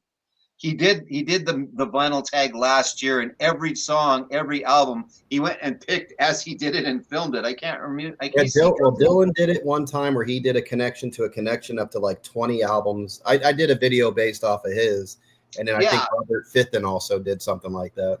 Yeah, no, I did that one too. What I meant was where there was a gentleman, he was doing the vinyl tag, but he had the list in front of him, and he would read the question, and then he'd go and pick an album, and there'd be like a minute of nobody there. So I was thinking of doing something like that. But anyway. That could be interesting, yeah. Yeah. Well, that was fun, and I think we will do this again, where instead of me picking first, one of you guys will pick first. But that was a lot of fun, and very little overlap, so that was good. I hope that everyone watching enjoyed that. Real quick, because we're running way late. Not that it really matters, but anything you want to plug on your channel, John? Yeah, I've got some ideas, and I've done my research on 3 videos. It's just I got to get these videos filmed. That's the big thing. I still have I did the Blue Rodeo 5 days in July. So I have that ready to go. I have all my notes ready for that one. I went ahead and listened to the studio albums of Stevie Ray Vaughan. There's like 5, and you kind of count the last one, The Family Style, as kind of his last one. So I did that. I've got all my notes on that. I'm gonna do the Stevie Ray Vaughan because I don't think he gets really talked about that much in the vinyl community. No, what he a doesn't. freaking talent! And then the most painstaking thing that I did was ranking the albums of Billy Joel. Ranking the albums, going, okay, how is this going to work? So I came up with a system of kind of ranking it without putting. It's weird, not too much thought into it, but I was trying to distance myself from it. What really works? Which ones are tough? So it took me a long time to go through it, and I finally think I got a list that works. So that'll be coming out. Me doing actually ranking Billy Joel albums. I thought about songs, and I'm like, forget it. That my head almost exploded trying to figure that one out. I just couldn't do that one.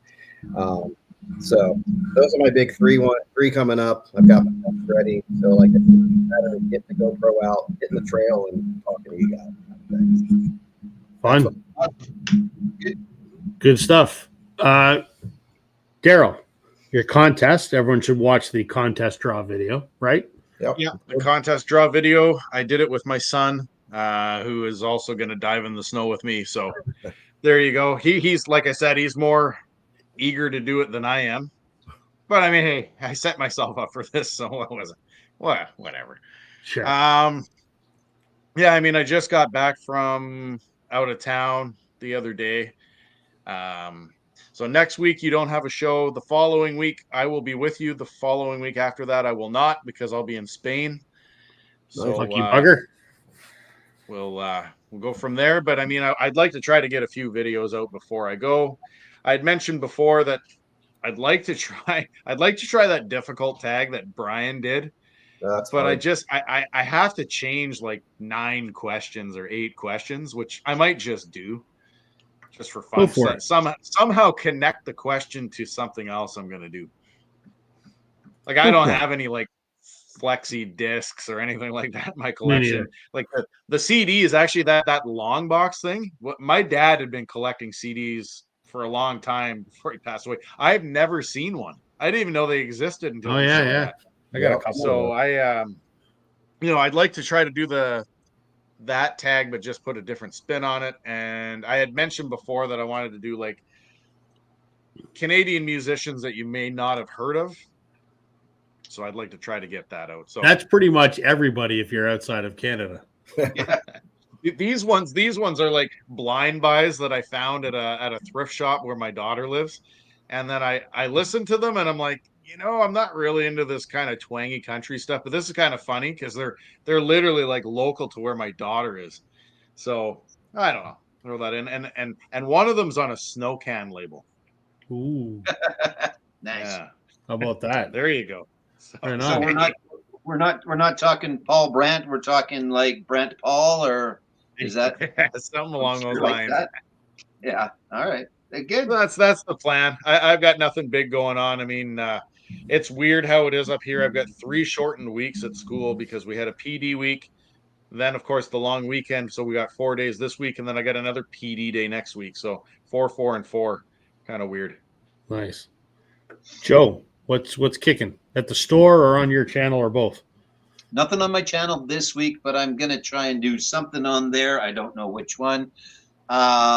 Store's good. I wasn't joking. I was cleaning a lot of those albums we talked about tonight, and I've got another couple thousand to go. I don't know if I'm necessarily going to clean them all because the gentleman that had them cleaned, but I'm looking at them all to make sure that they're good to go. And then another 250 came in yesterday. Some young guy brought in, hey, you want to buy some records? And well, leave them with me and I'll have a look because I don't want to say no, even though we just got 3,000. I don't want to say no because there's some good stuff and there's some different stuff in there that wasn't in this one collection. You got to keep changing it up a little bit. I mean, unfortunately, it gets to the point where you've got the store that there's so much stuff, but if it comes in and it's the right price and it's stuff you don't have, you got to go for it. Or at least I have to talk the guy who pays the bills into it. So I'll do all the work. I do all the work, but there's a guy that pays the bill. So we'll see. But other than that, I'll probably do another 12 things that don't belong in the store video. I'm just trying to get all that stuff ready to get out and do. And yeah, so there you go.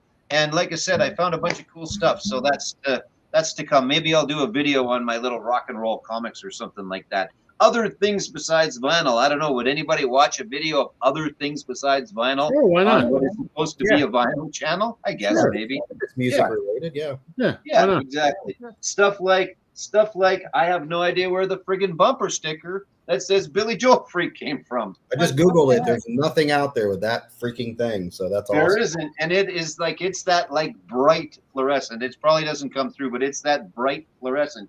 You would see that on the back bumper of anything. John wants to know where he can get one for his car. That look good right over my closet right there. There I go, right over there. Exactly. That's right. So, and you, Rob, you have been shoveling snow, so you haven't had any videos lately. I haven't done a video in 2 weeks, actually, for a couple reasons. A lot of snow, and I was sick for a few days. And you know what? I just decided I needed a break because, between doing this every week, which I enjoy, it's the highlight of my week, and then publishing a video every Sunday, I thought, you know what? I haven't missed a week in a year and a half or whatever. So I'm like, I could take a week or two off. And I was also kind of out of ideas. I have some more ideas now. So there will be a video this Sunday. We will not be here next Wednesday, everybody, because I'm on a business trip to sunny and warm Las Vegas.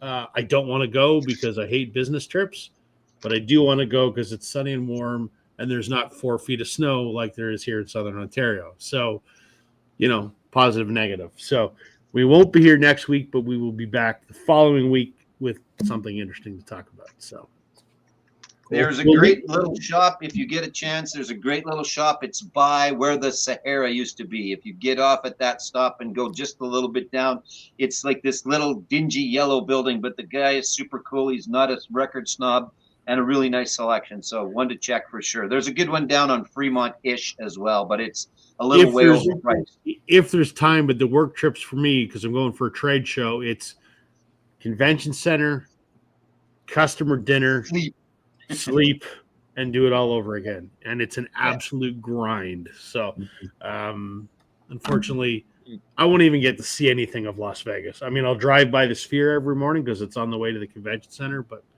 that's about it. So we'll leave it there. Sorry we ran really late tonight, but it was a fun topic. So, hope everyone enjoyed it. To all the folks in the comments that watched us live tonight, thank you. We love your participation. Makes it fun. And for those that are going to watch this later, thank you for spending some time with us. Hope you enjoyed this as much as we enjoyed bringing it to you tonight. This was actually a really fun one. So, John is our guest. Thank you. Always a pleasure when you join us, my friend. I appreciate it. I had fun. Always have a great time. Yep. Daryl, Joe, thanks, guys. Appreciate it. We'll talk before, but we'll be back in 2 weeks. So that's it. Thanks, everybody. Have a good night, and catch you next time. Take care.